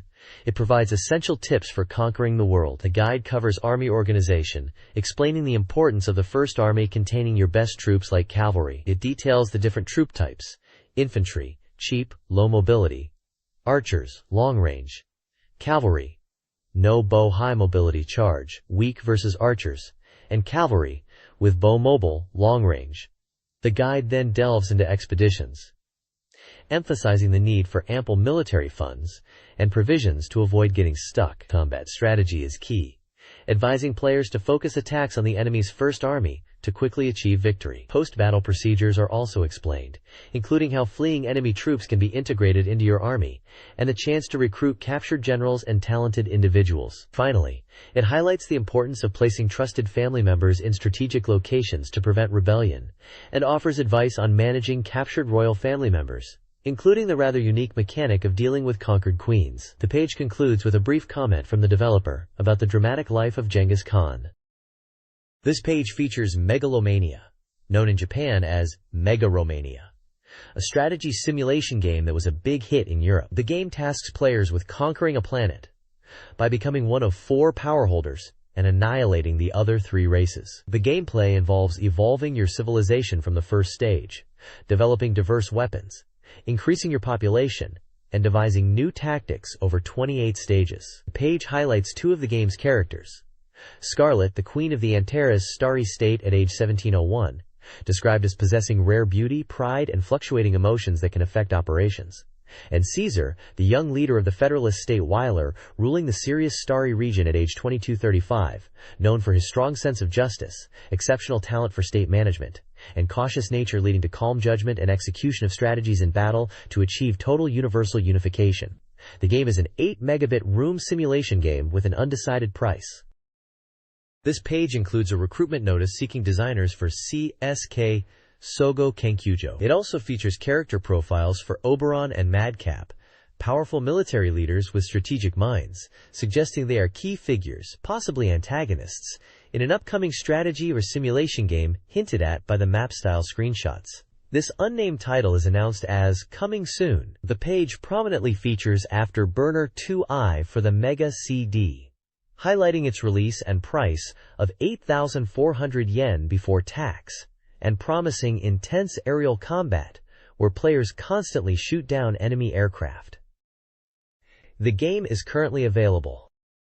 This page focuses on the Mega Drive action game, Doraemon, Yume Dorobu to 79 no Gozansu, which translates roughly to Doraemon, the Dream Thief, and the 7 Gozansu. Released on March 26, 1993, for 6,800 yen, this title is a single-player action game utilizing a 4 meters cartridge. The page highlights the game's colorful graphics and accessible gameplay designed for a broad audience, even including a special stationery set with the initial release. Screenshots showcase various stages, including the Summer Vacation World, Stage 3, with bright outdoor environments and floating platforms, and the Time World, Stage 4, featuring clockwork mechanisms and gears. The game involves navigating these stages, battling enemies like the Gozansu characters, depicted as distinct animal-like figures, and utilizing Doraemon's secret gadgets, which are initially scattered and must be collected. Several gadgets are shown, such as the bamboo copter, hustle wind-up toy, copy robot, and ultra stop. The reviewer notes the easy controls and recommends the game for players looking for enjoyable, straightforward action with the beloved characters. This article explores later stages and gameplay in Sega Genesis's Doraemon, the Dream Thief, and the 7 Gozansu. Bonus stages, accessible via Anywhere doors and 77 Superstars, offer extra lives with slot and action minigames. Stage 5, The World of Night, features looping gondolas and crab enemies. Stage 6, The World of Technology, presents atom-based platforms and electric hazards, showcasing Goranshuta. Stage 7, The World of Light, is a difficult level with moving platforms, electrical traps, and Goranspion. The game concludes with a unique chair grab game against the final boss, Wonders, involving 1v1 battles with the previously encountered Gorans characters. The developers acknowledge the game's rushed development, highlighting significant graphical changes and expressing hope for player enjoyment. This page previews Exoranzar, a high-tech shoot-'em-up for the Sega Genesis Mega Drive, currently 70% complete. It features interviews with the development team. Screenshots showcase diverse levels, including aerial city combat, intense indoor robot battles, cavern exploration requiring precise movement, and a massive mechanical boss. Producer Toshio Toyota discusses the game's evolving development process and highlights the use of graphical techniques like 128 colors and shadow/highlight modes to create detailed visuals. Sound composer Yoshinobu Hiraiwa known for his commercial music work, explains his approach to the game's soundtrack, basing it on a future battle theme, with progressive elements to enhance the action and unify the game's atmosphere. The developers tease the 2D scrolling shooter, featuring dynamic, almost 3D-like enemy movements, and encourage players to try it out when it's released. This page features Konami's Room, Volume 4. A highlight is a fascinating secret story about Metal Gear 2. Solid Snake on the MSX2, written by Hideo Kojima himself. He recounts the challenges of getting the game approved, needing to justify it based on the overseas success of the NES Metal Gear, and the struggle to find a designer, which even led to an in-house design contest. A screenshot from Metal Gear 2 is shown. The page also includes Sister Hayasaka's Trouble Corner, a queue, and a section where readers ask questions about Konami games. Topics include interest in releasing games on the Game Gear, and a comical anecdote about being asked to send a game room via fax. There's also a drawing referencing Antarctic Adventure. Finally, the This Month's Konami Gal feature introduces Yukiko Kashiwagi from PR, who mentions her work on puzzle games and Rocket Knight adventures. Reader submissions can be sent to the provided address for a chance to receive a Konami phone card. This page features Climax Kingdom, an exciting series about the developer Climax Entertainment, specifically Act 9. The main focus is a report on the company's employee trip to Hawaii, described enthusiastically as an American dream. The article highlights the luxurious experience, including flying in business class, cruising around in spacious limousines, and enjoying the sights of Hawaii. It touches on sightseeing, shopping, and the general relaxed atmosphere of the trip. There's a section featuring a personal account by Minoru Naito, reflecting on the opulence. The article connects the experience to their game world, referencing an American dream landstalker. The page also includes photos of the team, the beach, and even a funny shot of someone trying to figure out how to ride a limo properly. Finally, there's a brief announcement for a public recording event for the TV game Radion's radio show, seeking participants in Osaka.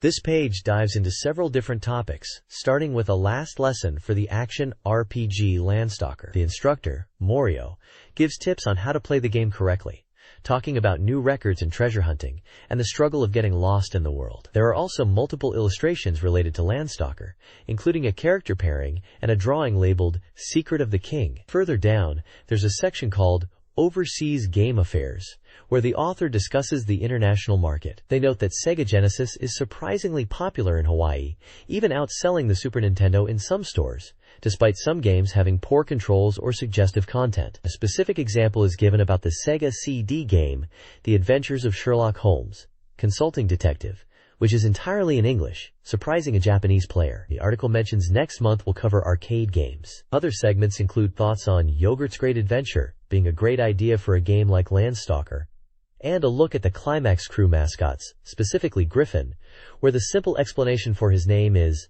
no meaning, just like it. The page also features a new corner about adding lyrics to game BGM, and the conclusion of a comic strip series called Angering Poison. This page ties nicely into the previous one, continuing the focus on Climax Entertainment's activities, and their hit game, Landstalker. This page features the Shimon Jack Mega Drive third-party do-as-you-please corner, where developers are given free rein. The first section is Namco's chapter, focusing on the development of Splatterhouse Part 3. Presented as a diary, it gives a candid look at the production process, mentioning key decisions like confirming Rick as the protagonist and adding a transformation mechanic for enhanced power. It touches on the challenges of graphics work and debugging, painting a picture of the struggles and progress involved in bringing this horror classic to the Sega Genesis. The accompanying artwork shows Rick, axe in hand, facing off against a monstrous foe, reflecting the game's intense combat. The second section is Sandstorm's chapter. Here, a representative introduces Polydor's game development efforts, specifically highlighting their work on the Mega CD. Their upcoming title is Arshiak, described as a famous fighting game set for a summer release, with promises of exciting features. The section also mentions related game music CD releases, including one for Golden Axe 2, which will feature a debut from two young women pictured on the page. This suggests a tie between music and games from this publisher. The page also includes a quirky cartoon illustration, possibly a mascot or character art. This page continues the monthly Developer Spotlight Do-As-You-Please corner, this time featuring contributions from Tenjin, and CSK Research Institute. Tenjin shares a humorous anecdote about a long-distance relationship culminating in a wedding for one of their staff members. The story includes a bizarre moment during the reception where a colleague attempts to share the groom's happiness by offering him a cigarette, leading to some confused reactions. Accompanying cartoons illustrate the awkward situation. Meanwhile, CSK Research Institute pulls back the curtain on the strange world of user support phone calls. They recount some of the more baffling questions they receive, like users asking if they are Square, another game company, or inquiring about unannounced or non-existent games with vague titles. They express frustration with the illogical nature of some calls, but also find them somewhat amusing. The section concludes with a request for readers to submit questions specifically about the games Megalomania and Dyna Brothers, noting that for other titles, callers must identify the manufacturer. It highlights the sometimes challenging, often funny interactions between game companies and their enthusiastic users. This page jumps right into the 1992 Buzzwords Best 10 list, as chosen by the editorial department, covering various phrases from pop culture, games, and entertainment. Topping the list is the phrase, "didn't hear about it," attributed to the comedy group Dacho Club, which the editors clearly found impactful. The second place goes to, "Oh my butt," a line that gained notoriety from the Game Time Gal. Other notable entries include phrases related to Puyo Puyo, I see, Uncharted Waters, Admiral, where are you going? And even a quirky one from Street Fighter II involving Dalsim. Dalsim, your wife is beautiful. The page also features a section dedicated to wrestling videos, specifically highlighting the Fighting Spirit Special Volume 13 VHS release, which compiles matches from the Eurocatch Festival in Germany. Featured wrestlers include Jushin Thunder Liger, Hawk Warrior, and others, detailing some of the specific bouts included on the tape. Images include the Dacho Club trio, artwork of Time Gal, and a picture of Jushin Thunder Liger in costume. This page features Eric C. Sedensky's column, Hooked, Game Experience Log, with the 10th installment focusing on Mahjong. The page includes an illustration depicting a player feeling ill after Mahjong, a mat labeled Kuru Kuru being rolled up, and small characters discussing Mahjong. Eric recounts his New Year's holiday gaming, finishing Rise of the Dragon, which he found excellent, and prompted him to buy the Crudrom version. His current obsession is Gamble Panic, Self-Centered Faction 2, Fierce Battle, Tokyo Mahjong Land Arcade. He notes he isn't particularly skilled at Mahjong, but enjoys this game due to its story and characters. A key point is how the game reminds him of playing Mahjong in America, where rules and tiles differ from Japan. American tiles use Roman letters and include extra tiles like seasons. He mentions characters in the game who evoke American memories, including parodies of movie icons like Terminator and Freddy Krueger, and even Ultraman characters, finding their dialogue and actions amusing. Eric reflects that playing Mahjong with different rules in America makes the game more interesting for him, even allowing for excuses when he plays poorly. This page features a special report tackling the panic caused by media coverage linking video games to epilepsy and death, aiming to provide accurate information and dispel fear. It highlights sensational headlines like, "Nintendo killed my son," from the UK, and similar reports in Japan that led to widespread misunderstanding. The article clarifies that excessive video game use doesn't cause epilepsy or death. It explains that individuals with pre-existing conditions, particularly photosensitive epilepsy, a type triggered by flashing lights, can experience seizures when exposed to certain visual stimuli, such as those found in some games. However, the report emphasizes that epilepsy itself is not typically fatal, and tragic outcomes during seizures are often due to secondary issues. It further notes that epilepsy is largely manageable with medication, and the idea that game equals epilepsy equals death is a significant misconception perpetuated by misinformed reporting. The page includes images of a Sega Mega CD console, newspaper clippings illustrating the media hype, and an e-graph demonstrating abnormal brain activity in someone with photosensitive epilepsy.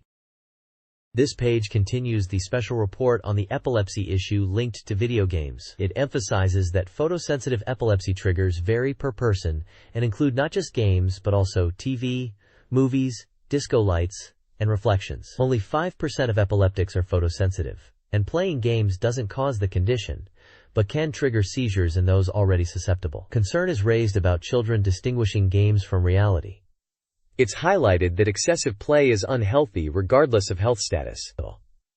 The article discusses the difference in response between overseas and Japan, noting lawsuits in the US against Nintendo and Sega of America led to warning labels being added. Japan's approach was initially different, but domestic concerns about misunderstanding epilepsy led Sega and Nintendo in Japan to also start including warnings from February, as shown by images of the actual Japanese warning labels alongside the English Sega warning. The decision was made by manufacturers to take responsibility for raising health awareness. The page features a screenshot from Sonic the Hedgehog 2, illustrating the type of visuals discussed. A Sega representative is quoted stating they will address the problem head-on, concluding the report, which seeks to provide accurate information and dispel fears surrounding the issue.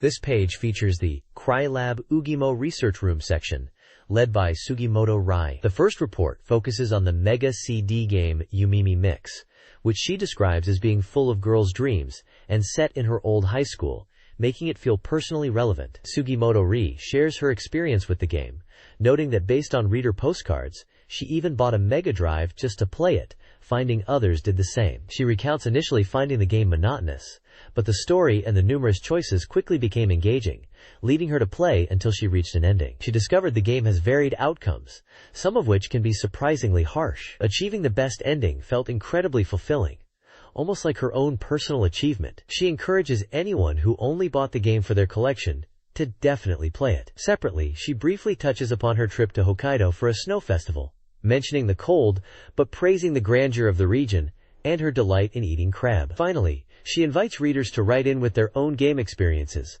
particularly if they relate to playing or watching games from a unique perspective. This page introduces a unique and humorous concept called Bachi GE, presented as a Game World Restoration Iron Fist project. It defines Bachi GE games as a new genre, distinct from conventional titles, characterized by excessive satire, unbalanced design, and overall absurdity, yet maintaining a certain level of quality as B-grade excellent software. The article outlines the Bei Hall, an organization promoting this philosophy, complete with dojo rules that emphasize aspects like humility and perseverance.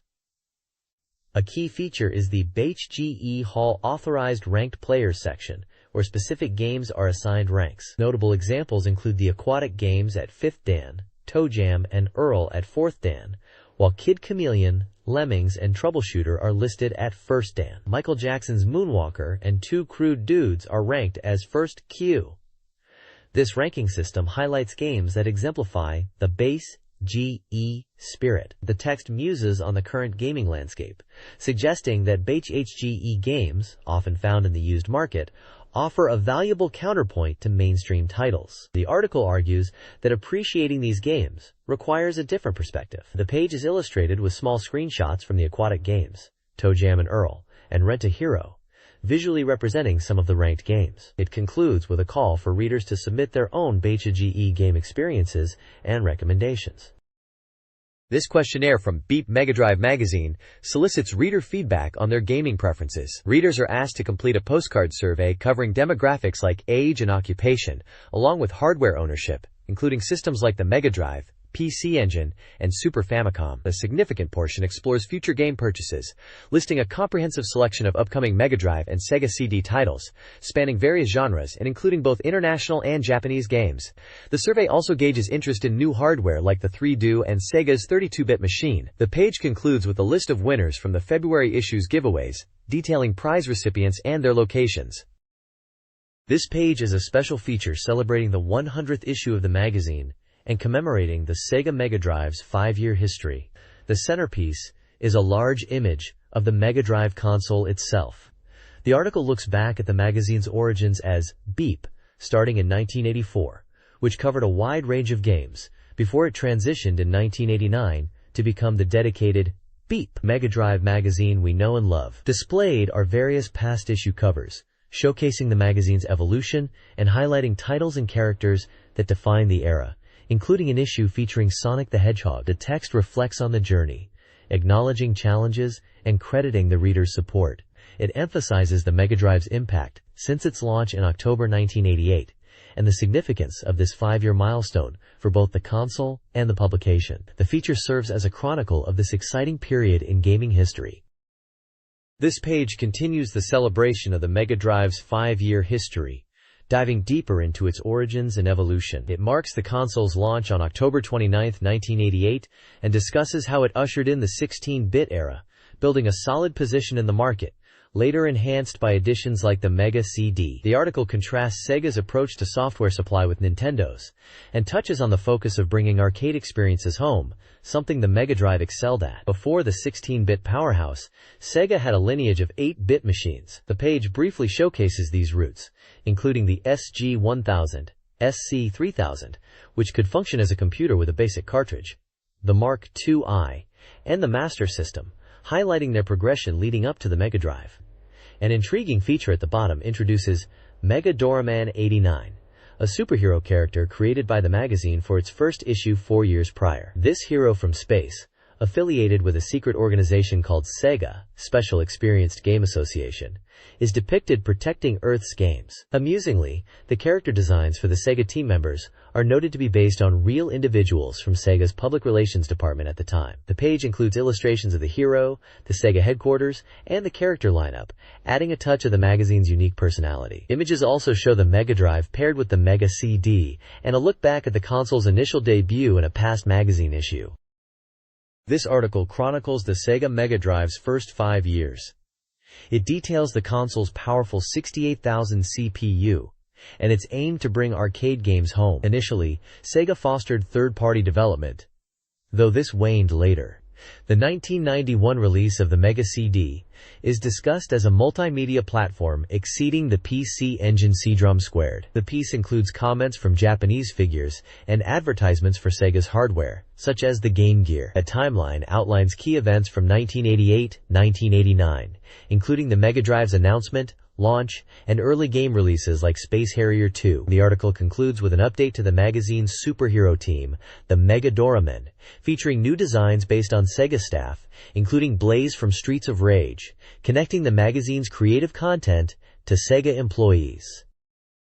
This page features a special interview reflecting on the history and future of the Mega Drive. The interview is with Shigeo Kamada, Director and Division Manager of Sega's He Division. He discusses the console's 5-year journey, highlighting the growth in both hardware and software, and the increasing user base. Kamada notes the significant expansion of development teams in regions like America, now exceeding 100 people, contributing to a lineup designed for the global market. He contrasts this with the lower market share in Japan, and emphasizes the need for impactful software to shift the domestic situation, aiming for success similar to that seen in America and Europe. A side panel highlights an interesting historical note, referencing a prediction article from the September 1988 issue of Beep magazine about the Mega Drive, which correctly speculated on the use of the 68,000 and Z80 CPUs. The official console specs were later revealed in the November issue. The bottom section provides a timeline of major events and game releases for the Mega Drive and other consoles between 1990 and 1991. Marking significant milestones like the launch of games such as Thunder Force II-I and Sonic the Hedgehog, as well as the release of the Super Famicom and the announcement of the Mega CD. This page continues the insightful interview with Shigeo Kamada, Director and Division Manager of Sega's He Division, reflecting on the Mega Drive's first 5 years. He discusses the initial struggles with software shortages at launch, and how the situation improved after games like Phantasy Star IV. Kamada emphasizes the crucial role of third-party developers, noting their increasing numbers and the potential for more to join if Sega continues to release hit titles. He also touches upon the console's strong focus on arcade ports, mentioning virtual racing and the challenges of bringing more complex 32-bit arcade games to the platform, while also highlighting the importance of RPGs in the lineup. Looking ahead, he mentions efforts to broaden the appeal with software for younger audiences, and discusses the status of the Sega CD, acknowledging its development is behind schedule, but praising the quality of software coming from America.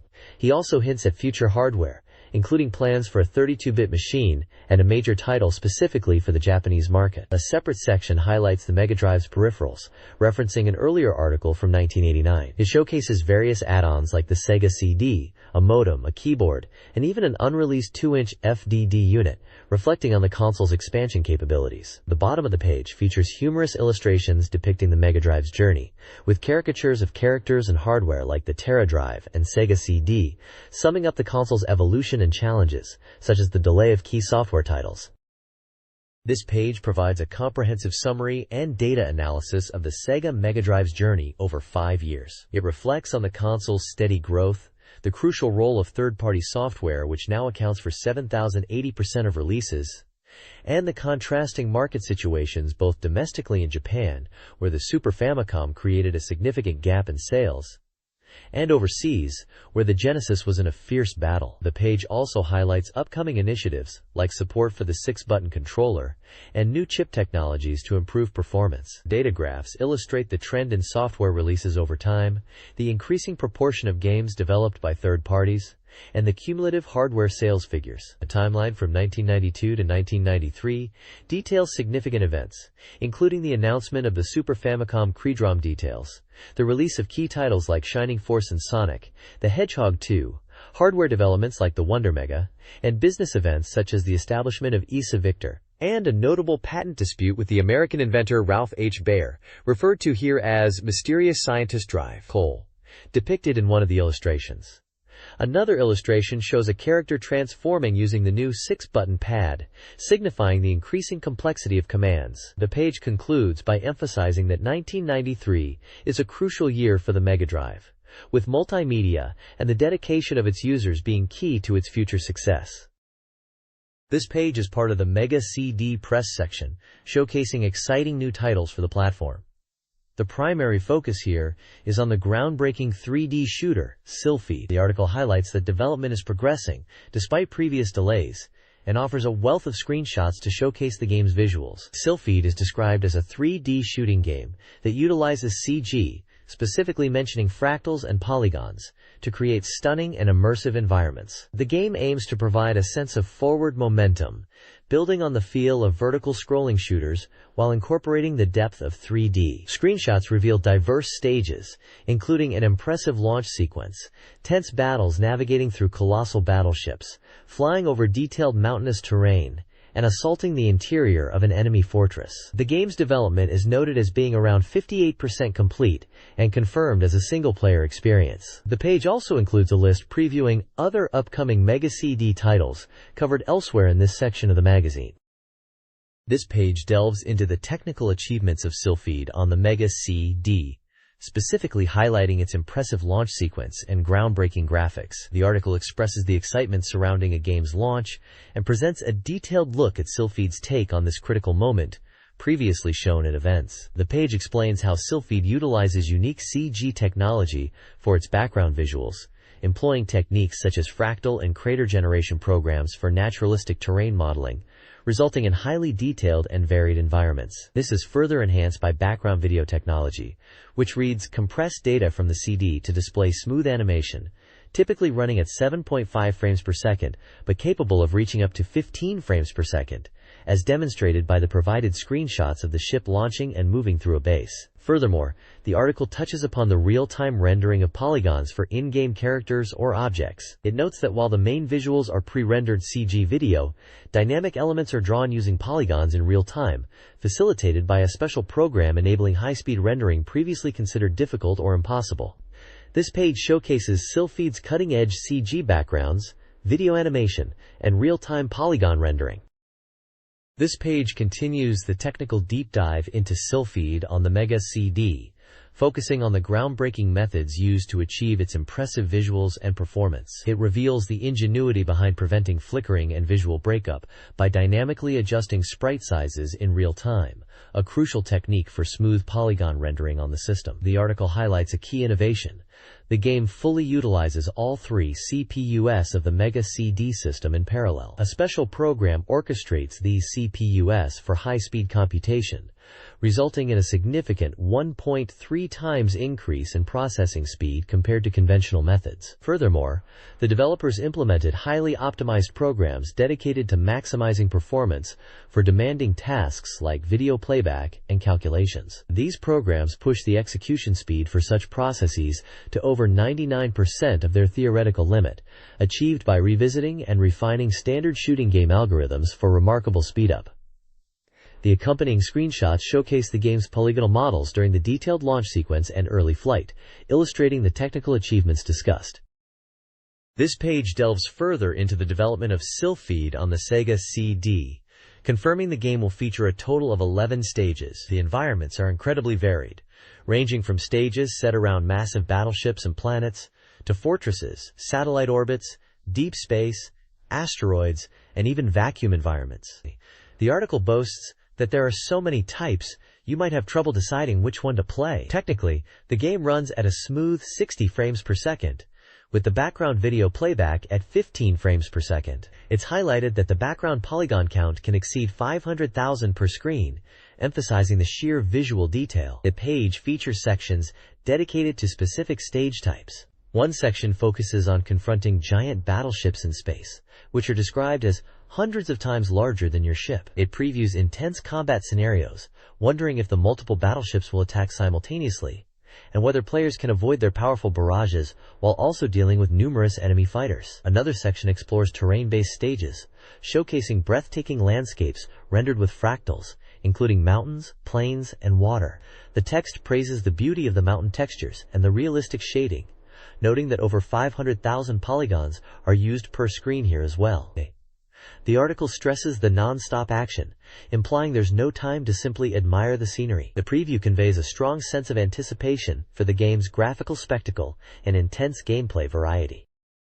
This page features an interview with the creative minds behind Sylpheed on the Sega CD. We hear from Takeshi Miyagi, the game's director and a renowned programmer from GameArts, alongside Wataru Yanagawa, a graphics expert who previously worked on Namco's classic 3D arcade shooter, Starblade. They discuss the technical challenges and achievements of bringing Sylpheed to the Sega CD, emphasizing that they pushed the console's capabilities to its absolute limits in terms of processing power and graphical expression. They boast achieving incredibly high execution speeds for background animation, 3D calculations, and polygon drawing, nearing the theoretical maximum the hardware could handle. The ability to generate impressive CG in real time is highlighted as a key feature. The page also briefly touches on the game's evolving graphics, showing screenshots demonstrating the progress of the terrain rendering, which even utilizes fractals, showcasing the complexity of the visuals being developed for this cutting-edge title. Sylpheed on Sega CD pushed visual boundaries with its advanced techniques and presentation. Graphics guru Wataru Yanagawa emphasized the freedom of their custom tools, allowing for detailed 3D models, real-time polygon rendering, and photographic textures, boasting visuals with 10 to 20 times the detail of Starblade, all while maintaining a 60 FPS gameplay. The team overcame sprite limitations and integrated real-time polygons seamlessly. GameArts created over 50 custom tools to enable designers to execute their vision. Director Takeshi Miyagi highlights the challenges, and the vertical scrolling offers maximum visual impact, and they researched camera angles extensively. The goal was to create the ultimate shooting game. Screenshots show battleships with up to 20,000 polygons. The page explains CG terms like polygons and mapping. About half of the planned stages, featuring varied environments, were playable, with a June release planned. This page features the Mega CD RPG 3x3 Eyes. The article mentions a slight delay in its release, but assures readers that the game is nearing completion, currently at 80%. It highlights the game's strong visual presentation, noting that the character designs from the original manga are beautifully realized. The game boasts numerous anime-style visual scenes that are described as being like watching a video, including an extensive opening sequence. The article also mentions the game includes standard RPG elements like exploration and battles. The screenshots showcase both the gameplay visuals and dramatic anime cutscenes, illustrating key moments from the story involving the main characters, Pai and Yakumo. This page delves deeper into the world of the Mega CD title, 3x3 Eyes. It focuses on the main characters and key concepts players will encounter. The top section highlights primary characters such as Pai, Parvati IV, Yakumo Fuji, Mu, Kaiyanwang, Shiva, and introduces others like Sati, Hong, Linlin, and Long Mei. It also shows the formidable villain, Chukai. These character profiles are accompanied by various art styles, including portrait art and sketches, giving a clear look at the main cast. Below, the article provides basic knowledge about the 3x3 Eyes universe. It explains the nature of the Sanjian Unkara race, the state of Muto, immortality acquired by being consumed by a Sanjian, the role of airports for travel between locations, the mysterious way of humanization, which is Pai's goal, and the Yogi Shah organization, serving as a base of operations and a source of information.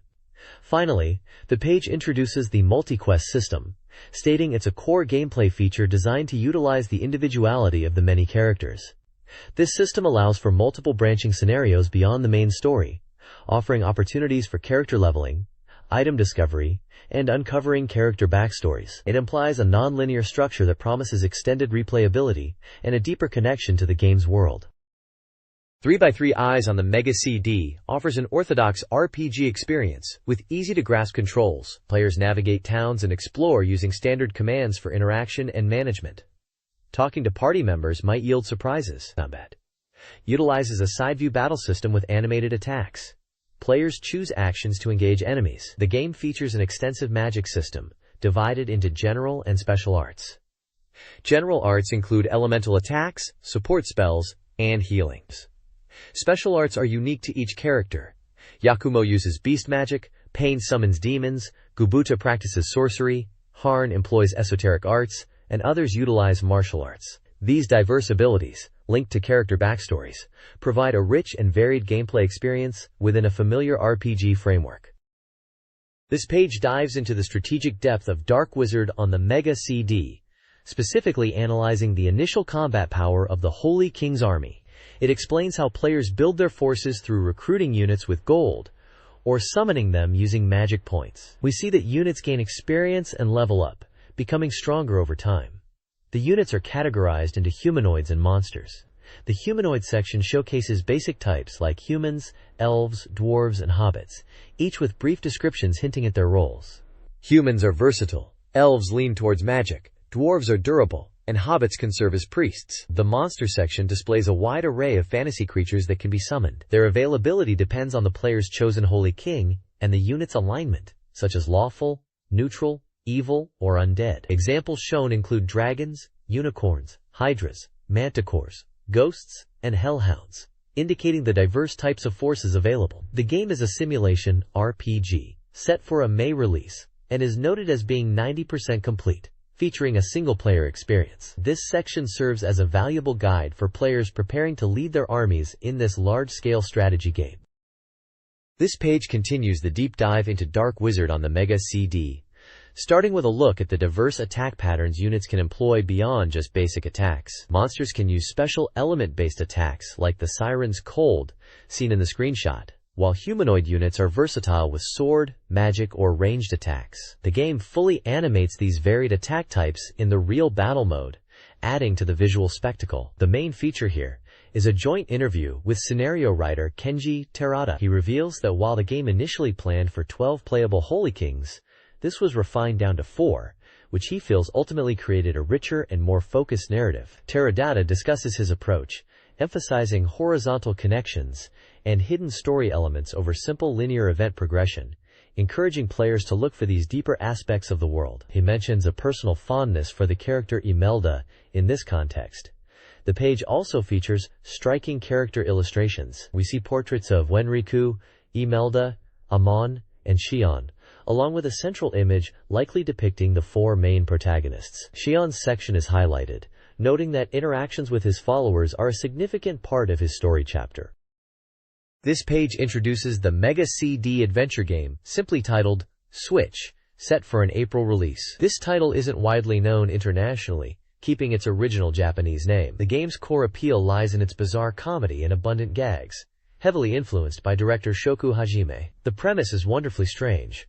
You must press switches to fix a chaotic world, but each switch triggers a wild, often destructive gag, making you forget your mission entirely. The page highlights that the fun comes from embracing the absurdity and enjoying the numerous comedic scenarios the game throws at you. Even the opening sequence is packed with visual jokes, like airplanes with card propellers. Screenshots showcase the game's simple yet expressive graphics and its surreal events. We see the protagonist interacting with bizarre switch panels, encountering overcrowded elevators, witnessing character transformations, and experiencing the comical destruction of world-famous landmarks like castles, the Eiffel Tower, and the Statue of Liberty. Apparently a highlight for stress relief, the game seems to prioritize laughter and surprises over complex gameplay, making challenge and a willingness to try anything key to seeing its many gags and aiming for the true ending. This page is dedicated to the Mega CD adventure game, Ranma 1/2. White Heron Love Song. It clarifies that this isn't just a simple story viewer. It incorporates battle sequences, addressing potential reader expectations based on prior coverage. The game features an original story with new characters and is presented as a must-have for fans. Gameplay involves progressing through the narrative, encountering rivals at key points, which triggers a mandatory battle scene. The unique combat system is likened to rock, paper, scissors, using punch, kick, and special move. The opponent's move is determined first, then Ranma makes his choice, with the opponent's selection briefly hidden. Winning these battles is essential for progression, adding an element of tension. The page also includes character introductions, showcasing familiar faces like Akasukane Tendo and Shampoo, alongside Ukyo Kuwanji and the new character Ariasa Nanjo, highlighting their involvement in the unfolding drama. Screenshots display both the adventure scenes with character portraits and dialogue, and the battle mode interface showing the combatants and the unique command target system at the bottom. The graphics are described positively. This page covers the Mega CD game, Illusion City. It's described as a super legend RPG set in near-future Hong Kong, breaking the conventions of the genre. The Mega CD version is highlighted as having added appeal compared to the PC version. The story begins in 200X Hong Kong after a mysterious earthquake and a strange broadcast. 20 years later, the city has recovered thanks to the powerful organization SEGA, but danger zones filled with monsters remain. Key characters introduced are Tien Ren, the main protagonist who hunts monsters as a diver, and Mei Fan, a police officer who works with him. Important keywords for understanding the world include Matenkyo, a religious group tied to Siva, the monster hunting diver profession, the past crustal movement, and the electric vehicles, EVs, that connect the rebuilt city. Screenshots show a first-person dungeon or town view with a command menu, typical of older RPGs, and anime-style character portraits during dialogue. The game blends cyberpunk and monster hunting elements, offering a unique world for players to explore. It's noted as 70% complete with a planned May release.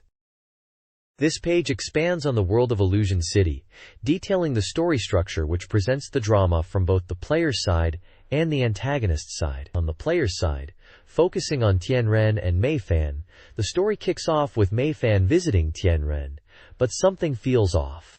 She reveals her sister, Xiao Mei, was kidnapped by a black-clothed group the previous night. As Tien Ren leaves his apartment to seek advice from his teacher, he is confronted by Haitao, Siva's security, setting up the first battle.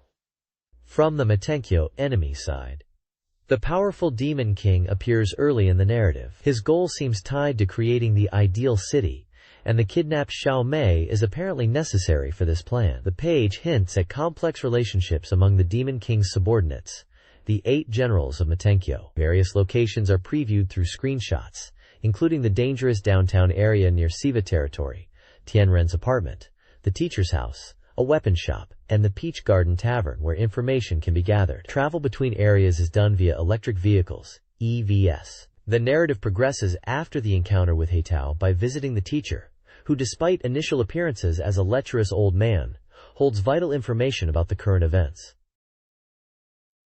The next step is to recruit the robot Isaac as a companion, before seeking out an information dealer. The page ends teasing the mysteries yet to be revealed. This page features a look at Devastator for the Mega CD. It's scheduled for late March release at 7,800 yen and is an act/Caradrom title. The game is highlighted for its multimedia mix, tying into an OVA, and the article suggests watching the OVA first for better emotional context. The main focus is on how the game incorporates anime elements, particularly in its visual scenes. The reviewer mentions introducing the game last month, and is impressed by how well the anime visuals are integrated. Stage introductions are featured, starting with Stage 1, Waterfront. This level involves heading towards a spatial fusion tower that suddenly appeared, with the anti-government military organization NATO trying to stop you. The boss is shown as a large mech that attacks with lasers from 3 levels. You need to time your attacks and avoid its powerful shots. Stage 2 is the spatial fusion tower interior. NATO attempts to interfere here too, but the tower's interior is described as an alien world filled with bizarre creatures. The stage scrolls vertically, requiring careful attention to attacks from above. There are also hidden power-up items to find. The boss, shown for this stage, is a mid-boss that seems to have expandable arms and attacks from above and below.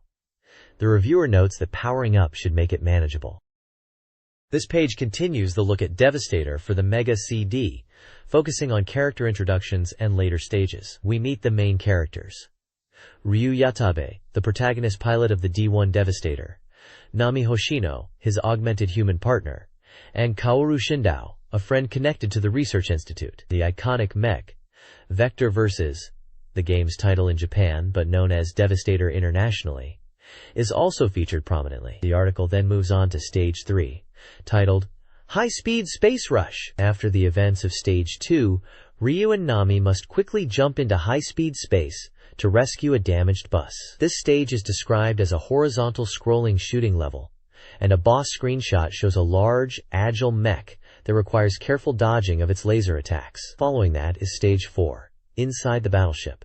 Having found the enemy's battleship, Ryu and Nami infiltrate it to investigate a large energy signature. The text warns that enemy attacks become significantly more intense from this stage onwards, requiring players to proceed cautiously. The screenshot reveals a large, organic-looking boss encountered within the battleship's interior.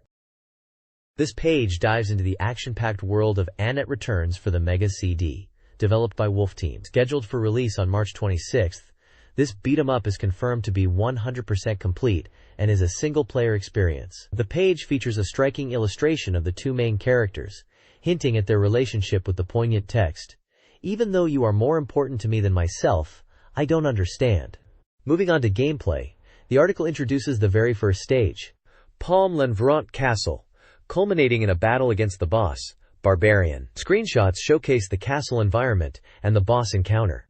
The text notes that the initial stage isn't overly difficult, but warns players to watch out for the Green Beret enemy, who attacks fiercely. The page also highlights visual scenes, presenting glimpses of the game's cutscenes in a film strip layout. One scene described takes place in the castle prison, where the princess is captured. Attempting a rescue leads to getting caught and being forced into an arena battle. Looks like there's no turning back from that challenge. This page continues the coverage of the Mega CD title, Annette Returns, detailing the challenges of the later stages. It first covers Stage 2, located in the Palm L'Envrant Coliseum. This stage involves a one-on-one battle against the boss, Catless, who is noted as being quite strong. The visual scene section associated with this stage shows enemies attacking after a victory, including one using a machine gun, and describes being rescued by a good person after a close call. Moving on, the page introduces Stage 3, set in the Ruins Forest, where the boss is Banded Madri. Enemies become considerably tougher from this point forward, with specific warnings about projectile attacks. Effective tactics include using throws and relying on magic when surrounded. The visual scene for this stage depicts the protagonist waking up on a train after defeating Madri, discovering Siegfried is there, and realizing they need to escape quickly. The page also features a comic strip segment titled A Neko Land. This page features a spread on ARCS 222 for the Mega CD, presented as a Mega CD press preview.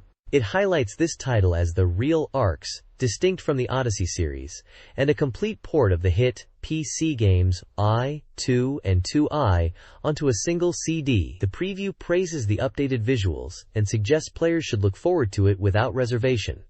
The page details various aspects of the game. The story section introduces the protagonist, Jeddah, son of a former knight, on his quest to find his father's sword, encountering companions like Tron the Hobbit Thief and Erlin, leading to the formation of a team tasked with defeating a black dragon. Gameplay is described across 3 sections. Dungeon shows the first-person 3D perspective, typical of the genre, noting the game's progression through these views. It emphasizes a unique natural terrain dungeon system, capable of rendering varied landscapes, making exploration more realistic. Town illustrates towns as relaxing hubs with essential facilities like shops, inns, and taverns for gathering information. Battle previews combat, featuring effects like zooming, enemy animations, and enhanced magic visuals. Finally, the article reflects on the ARCS series' success on PC, attributing its popularity to engaging characters, like warrior, hunter, and mage classes, and diverse magic effects, appealing to deep RPG and fantasy fans. It promises a detailed look at the game system for newcomers in the following month's issue. This page gives us our first look at Allshark, an upcoming RPG from Polydor's new game label, Sandstorm, for the Mega CD. This isn't just any port. It's based on the critically acclaimed hit PC RPG from Lightstaff, the studio behind Emerald Dragon, and it brings its semi-auto battle system and exploration mechanics to Sega's CD platform. The preview highlights Allshark as a space fantasy RPG with vast field exploration and encounters in dungeons shown in a first-person 3D perspective. Battles are presented from a top-down view, featuring diverse attack types from firearms to psychic powers. Notably, the game allows for movement using various vehicles on the field, not just walking. Polydor is making a big push with this title, evident in the emphasis on leveraging the MegaDrive's capacity for enhanced visuals, and, especially, sound. The page details a recording session for the opening theme, revealing it will be a hard rock version, featuring notable musicians like Tenpei Sato, Yuki Toru, from Moto Kido Band, Tetsu Mukayama, and Fumio Yanagisawa. This focus on high-quality sound suggests Allshark aims to deliver a powerful auditory experience alongside its gameplay, a key advantage of the CD format for early 90s RPGs on the system. Following the trend of other strong RPGs appearing on the platform, the game is currently 30% complete and slated for release this summer. This page dives into the Mega CD racing title, Jaguar X J220. Far from being just another Fry-1 racer, this game focuses on the titular high-performance road car and impresses with its realistic driving feel and smooth, detailed background scrolling. The review highlights the depth beyond simple racing, praising the post-race car maintenance and the variety of modes available. Players can compete in the traditional Grand Prix for points and prizes, or embark on a challenging world tour, where managing finances for travel and repairs is crucial. The track editor allows for creating custom circuits, and there's a free practice mode with 32 included courses based on real-world locations like Britain, Egypt, and Japan. The game also supports 2 players, either cooperatively or competitively. The reviewer finds the game's surprising depth, especially the economic aspects of the World Tour, makes it a compelling experience that will excite racing fans. This page delves deeper into the features and challenges of Jaguar XJ220 on the Mega CD. A major highlight is the robust track editor, which adds significant replayability. You can fully customize circuits, adjusting corners, bumps, and adding various objects. Crucially, these custom tracks aren't just for practice. They can be integrated directly into the challenging World Tour mode, with the available scenery objects changing depending on the country you choose to save your track in, adding unique local flavor like placing shrines in Japan. The World Tour mode itself is discussed in detail, emphasizing that selecting your starting country is quite important. Beginning in Europe is recommended to build up funds and experience before venturing into tougher regions like Asia or America, as poor performance early on can lead to swift bankruptcy due to travel costs. Success in any mode, especially the World Tour, hinges on careful resource management. During races, you must pay close attention to your fuel gauge, as running out means retirement. Refueling is necessary for longer events, typically after 4 laps. Post-race repair costs are highlighted as a significant factor. Damage from crashes isn't just visual. It impacts performance and requires expensive repairs. Ignoring damaged parts, particularly those marked yellow, can lead to even costlier replacements down the line, adding a layer of strategic decision-making to maintain your vehicle and avoid financial ruin. This page provides a deep dive into the 3rd episode of the Mega CD adventure game, A Rank Thunder, currently listed as a tentative title. The game's development is reported at 90% complete, with the release date and price yet to be decided. The article focuses on the events of Episode 3, picking up after the protagonist, Yutaka, defeats the first pursuer from the mysterious organization, Blue Eyes. The narrative unfolds across various locations like Ooi Sekitu and Otemachi. At Ooi Sekitu, Yutaka is attacked by 3 powerful foes revealed to be Aranshikers, including a girl previously encountered at the organization's headquarters. In Otemachi, we learn about Yoko Akuto and encounter Ryu, a modified human who uses thunder-based techniques similar to Yutaka's, who was encountered when Yutaka and Natsuhiko were lured by Blue Eyes, and who previously identified himself as a Branker. At Meguru's house, where Yutaka is staying, the story details the appearance of more Blue Eyes combatants and Yoko Akuto being taken hostage, leading Yutaka to discover the location of the enemy's branch. Screenshots display character portraits during conversations, tactical battle sequences, and scenes from the exploration segments. The preview for Episode 4 teases future events for Yutaka, highlighting a significant experience related to his modification by Blue Eyes. The reviewer notes that the previously introduced theme song is incredibly catchy, sticking in their head. The next page dives into the Mega CD game, Cyborg 009. This action-packed title, developed by Riot, a Telenet Japan label, is currently 60% complete with release details still pending. The reviewer is incredibly excited, particularly highlighting that the opening theme is a nostalgic, well-known song, and the visual scenes feature the original voice cast from the anime, which is a huge plus for dedicated fans. The text mentions the gameplay involves shooting and jumping, utilizing speed augmentation, and battling bosses across stages with varying scrolling types, including both free and high-speed scrolling. The inclusion of the original voice actors, such as Kazuhiko Inoue as 009 and Hiroko Suzuki as 003, is emphasized as a key feature that will please longtime fans of the series. Screenshots show the pixel art style and some gameplay moments, including a boss encounter. This looks like a faithful adaptation aiming to capture the spirit of the classic anime. The next page features the Sega Mega CD title, Warao Salesman, The Laughing Salesman. Based on the popular manga and anime series, this adventure game is slated for a June release and is currently 80% complete. It's highlighted as a unique entry in the Mega CD library, presenting the second episode of the story. The game faithfully brings the iconic characters, including the enigmatic Fukuzu Moguro and the elegant Shiratori Reiko, to life with full-size animation reminiscent of the TV anime, leveraging the Mega Character's capabilities. While the original manga is known for its often bleak endings, the game introduces a multi-ending system, potentially offering a happier conclusion. This page focuses on the scenario titled, Courage is a Loss. It centers around Kumai Yukan, a 24-year-old illustrator who, despite admiring brave individuals, lacks courage himself, leaving him vulnerable to Moguro's influence. Gameplay elements shown include 3D movement sequences and interaction via a cursor, hinting at investigative or conversational mechanics. There's also a brief mention of an action mode, possibly involving combat, suggesting diverse gameplay beyond typical adventure elements.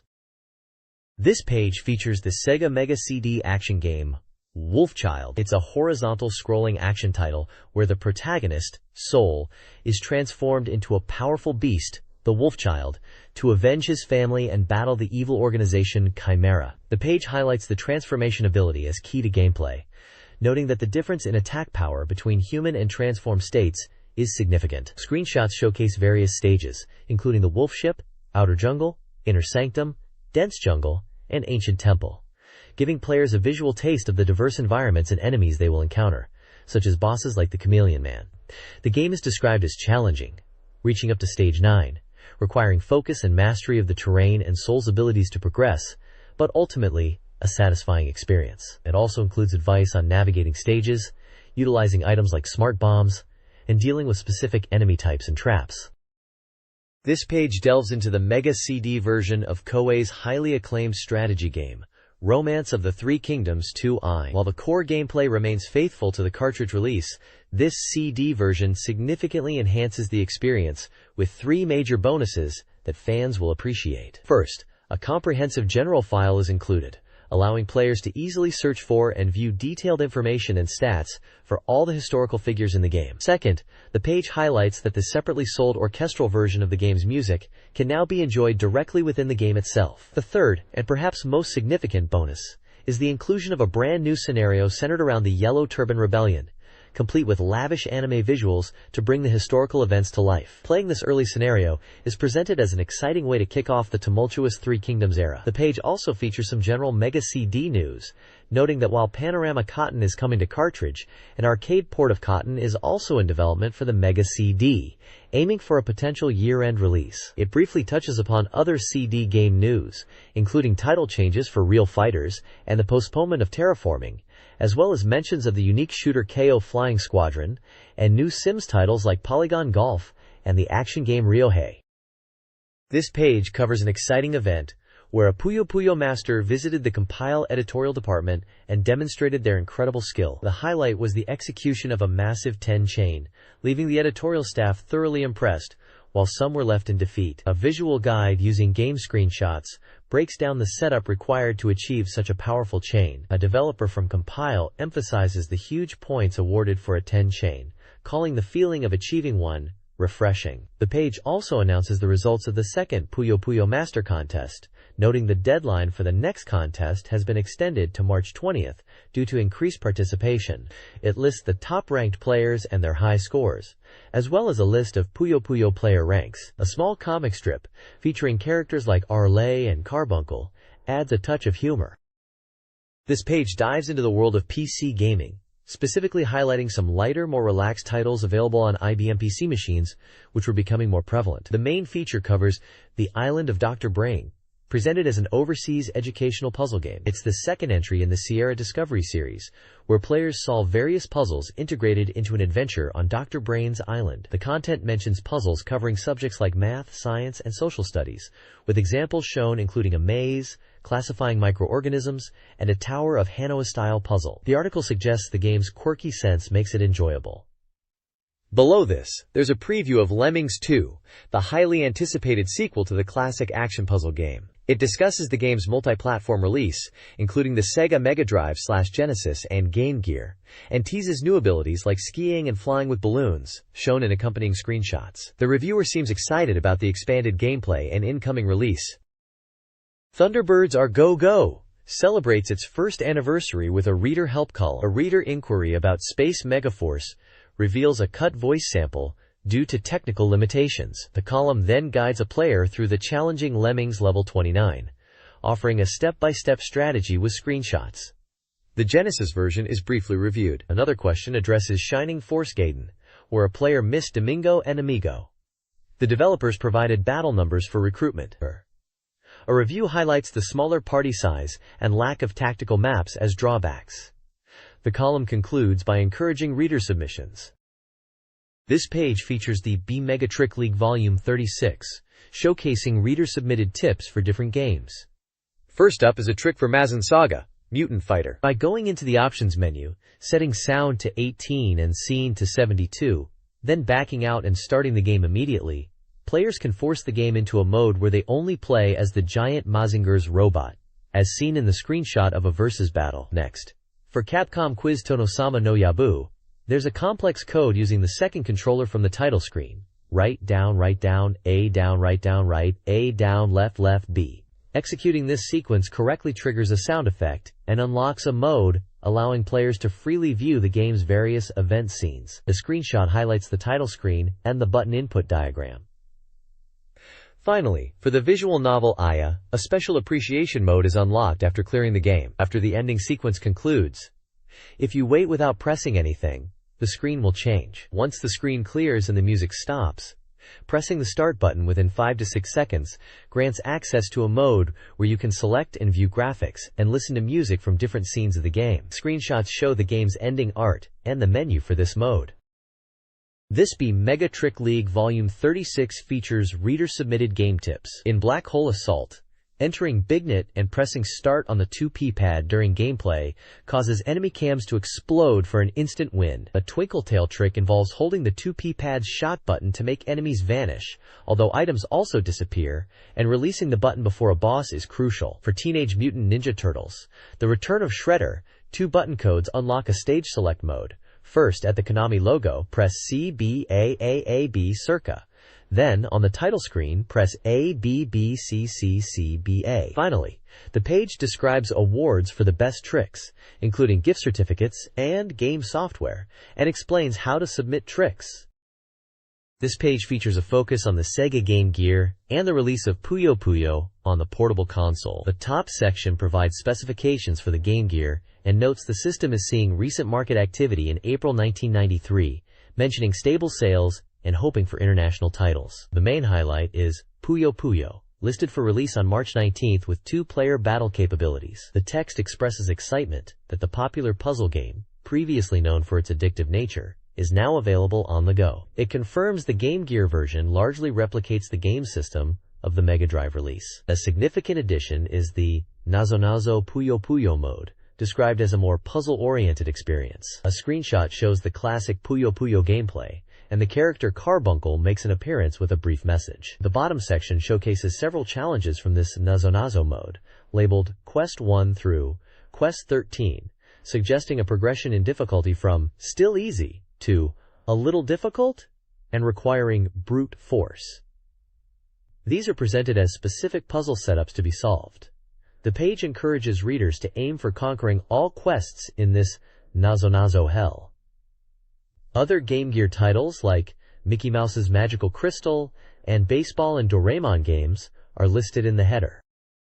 This page covers new Game Gear software releases, featuring 3 main titles. First up is Land of Illusion, starring Mickey Mouse, an action game where you control Mickey Mouse through a magical world filled with Disney characters. The graphics are noted as a significant improvement over previous titles, showcasing varied environments like forests and lava caves. The gameplay features Mickey's signature hip attack and throwing abilities. Next is Pro Baseball GG League, a baseball simulation game featuring the 1993 season data. The reviewer highlights the inclusion of updated player data and real team names, making it a must-have for baseball fans. The game system is described as traditional, but with improvements in controls and game balance, supporting 2-player battles. Finally, Doraemon makes an appearance on the Game Gear in an action title. As Doraemon, players embark on an adventure across different time periods to rescue friends. Screenshots show platforming action in varied settings, highlighting the game's diverse stages. A small section also announces that Power Strike 2, GG LST 2, is confirmed for a fall release, promising a strong entry in the Game Gear shooter genre. The GG hotline on the side praises the quality of recent Game Gear software, particularly games featuring popular characters like Disney, and the strong performance of titles like Shining Force Gaiden. Information on Shining Force Gaiden 2 is promised for the next issue. This page is part of a historical article series, the 13th installment of the History of TV Games, focusing on the dawn of the 1980s game scene. The article details the massive impact of Taito's 1978 hit, Space Invaders, which revolutionized gameplay with its interactive computer versus human dynamic, leading to an unprecedented boom and the proliferation of game centers. Following Space Invaders, Namco's Galaxian in late 1979 marked a significant advancement. Its hardware allowed for smooth sprite movement and featured PSG sound, ushering in a new era for Japanese game developers. The article then highlights Sundenshi's Sunsoft 1980 title, Speak and Rescue. This shooting game, similar in style to Galaxian with its vertical screen and movement, stood out by incorporating a synthesized voice, where abducted humans would cry out for help. Despite this innovation, and featuring on a Zilog Z80 CPU board, the game's high difficulty limited its widespread popularity. The piece notes that this speaking game trend continued, with titles like Namco's King and Balloon, Nichibutsu's Crazy Climber, and Smonk's Vanguard and Fantasy, with Crazy Climber being a particularly big hit due to its unique concept and talking characters. Screenshots of Galaxian and Speak and Rescue are shown, alongside a photo of the latter's circuit board. This page continues the historical look at early arcade games, focusing on Atari's 1980 hit, Missile Command. The article positions it as a strikingly different experience compared to the Japanese games discussed previously, highlighting its dark and heavy theme rooted in the Cold War and the ever-present threat of nuclear war. Gameplay revolves around defending cities and missile bases from a relentless onslaught of incoming enemy missiles. Players use a trackball to control a targeting cursor and launch their own interceptor missiles from 3 bases. The key is to strategically detonate defensive missiles to create explosions that destroy multiple incoming threats. The text notes that the trackball allowed for incredibly smooth and precise aiming, unlike joysticks of the time. As the game progresses, enemy missiles rain down intensely, described as like rain. Interestingly, the article describes the vibrant, multicolored explosion effects as beautiful, representing a sort of catharsis for humanity amidst the grim theme of annihilation. The page features several images: a screenshot showing the intense missile action and the player's hands on the trackball controller, another vertical gameplay shot, a close-up of the control panel with the prominent trackball, a photo of the game's circuit board, and side art from the arcade cabinet itself. The vertical text on the side reads, "Finally." This page continues the look at 1980 arcade games, moving away from the heavy themes of the previous page to highlight 2 titles from Taito. First up is Crazy Balloon, a maze game where players skillfully navigate a balloon through thorny walls. The most striking aspect noted is the jarring "ban" sound effect when the balloon pops, a stark contrast to the otherwise calm gameplay. The game's difficulty lies in the balloon's constant swaying and navigating narrow paths. Interestingly, movement is controlled not by a joystick, but by 4 separate buttons for each direction. Next is Balloon Bomber. This game tasks players with shooting bombs dropped by balloons. The bombs sway left and right as they fall. Missing a bomb causes the ground directly below the player's cannon to be destroyed, limiting movement and making future misses more likely. Skilled players can destroy all bombs. The text points out that hitting a bomb requires precise timing and positioning, specifically shooting slightly off-center when it's directly overhead. The page mentions the game's hardware is based on the Space Invaders board, but features additional boards for sound and color, enhancing the presentation. Screenshots for both games illustrate the pixel art and gameplay mechanics. This page delves further into the arcade scene of 1980, showcasing 2 titles from Namco. First up is Warp and Warp, described as using hardware from the pinball-like block breaker Bomb B. This game features a human player who can lay timed bombs to defeat smiling enemy characters that pursue them through maze-like fields with obstacles. The core mechanic, however, is the central warp zone, allowing temporary warps primarily for strategic escapes. The text rightly points out this game's concept as a clear precursor to the iconic Bomberman series. Following that is Cutie Q, the 3rd game in Namco's early series, building on Gibi and Bombi. This is presented as a unique take on the block breaker genre, featuring a pinball-style field with 2 paddles controlled in unison. The goal is to clear blocks, some of which amusingly contain graphics resembling invaders. Cute characters, referred to as Wow Wow and Walkman, also appear. The article highlights Namco's distinctiveness in creating original block breaker concepts, rather than simply cloning Space Invaders, noting the challenging market for such games after the Invaders boom. Screenshots display the distinct graphics and gameplay layouts for both titles, and images of their respective arcade boards are also shown. This page dives into the world of Neo Geo gaming, prominently featuring Sengoku 2, known internationally simply as Sengoku. This sequel builds on the original horizontal scrolling action game, offering 2-player simultaneous gameplay. A core mechanic highlighted is the ability to transform into 3 different character types mid-game using the D button.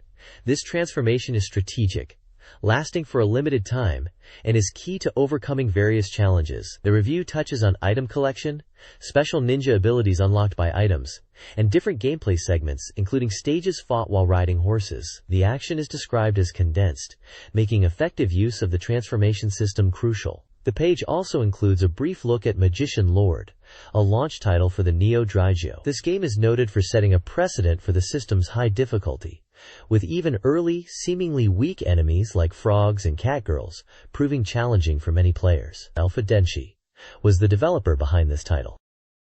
This page details a reader-present giveaway from the magazine, offering a chance to win various items. Up for grabs are 30 copies of your choice of Sega Genesis software and 5 copies of your choice of Game Gear software, limited to titles released up to March 31, 1993. Other prizes include 10 Sonic the Hedgehog Young Trunks, NEM size, 10 eSports mini basketballs, and a desk mat and badge set featuring a girl group called Nezumiko Club, with 3 sets available. The application process involves sending a postcard. There's also an editorial reflection on the past year and the state of the Mega Drive as the magazine reaches its 100th issue, discussing upcoming changes and software lineup. The page lists the magazine's staff and provides a phone number for reader questions, available Monday to Friday from 4 p.m. to 6 p.m. The next issue is scheduled for release on April 8th. This page features the Mega CD title Yumimi Mix, developed by Game Arts. Presented as an interactive comic, the game highlights animation contributions from artist Takehiko Izumi. The page displays vibrant character art of the protagonist, Yumimi, along with screenshots showing various scenes and characters from the game. It promotes features such as extensive animation using over 7,000 frames and 800 cuts, full-screen animation, a branching story with multiple endings determined by player choices, and substantial voice dialogue performed by a talented cast including Makiko Omoto and Toshihiko Seki. The page also includes a photo of singer Yumiko Takahashi, who provided the game's theme song. This page showcases the Mega CD title, Gyawambara Jikochushinya 2, Geki 2, Tokyo Mahjong Land. This mahjong game, developed by the renowned Game Arts, is touted as the biggest in its series. The game offers a massive experience, spread across 4 different worlds, featuring 16 unique attractions and a whopping 51 characters awaiting challenge. Screenshots display various gameplay modes and characters from worlds like Tenpin World, Tengo World, Ryanpin World, and Inhofel World, the latter including areas like Mahjong Castle and Mystery Tour. There's also a Casino Palace attraction, noted as an unlockable area requiring players to clear 3-story mahjong areas to access. Visually, the game features a distinctive cartoon art style, clearly inspired by the work of manga artist Masayuki Katayama, whose copyright is also listed alongside Game Arts and Yellow Horn. The screenshots highlight the mahjong gameplay interface alongside character portraits and illustrated background scenes. The overall presentation suggests a vibrant, character-driven take on the traditional mahjong game, leveraging the MegaCready's capabilities for extensive content and presentation.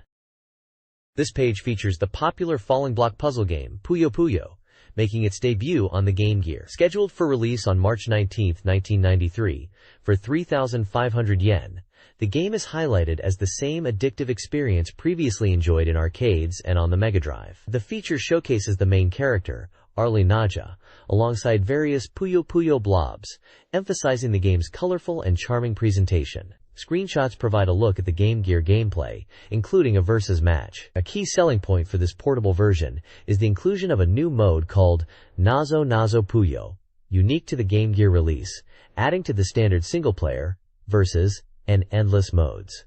The text describes the game as a good deal and warns players about its captivating nature. The page also includes an image of the Game Gear hardware itself, noting its price and that of the optional TV tuner pack.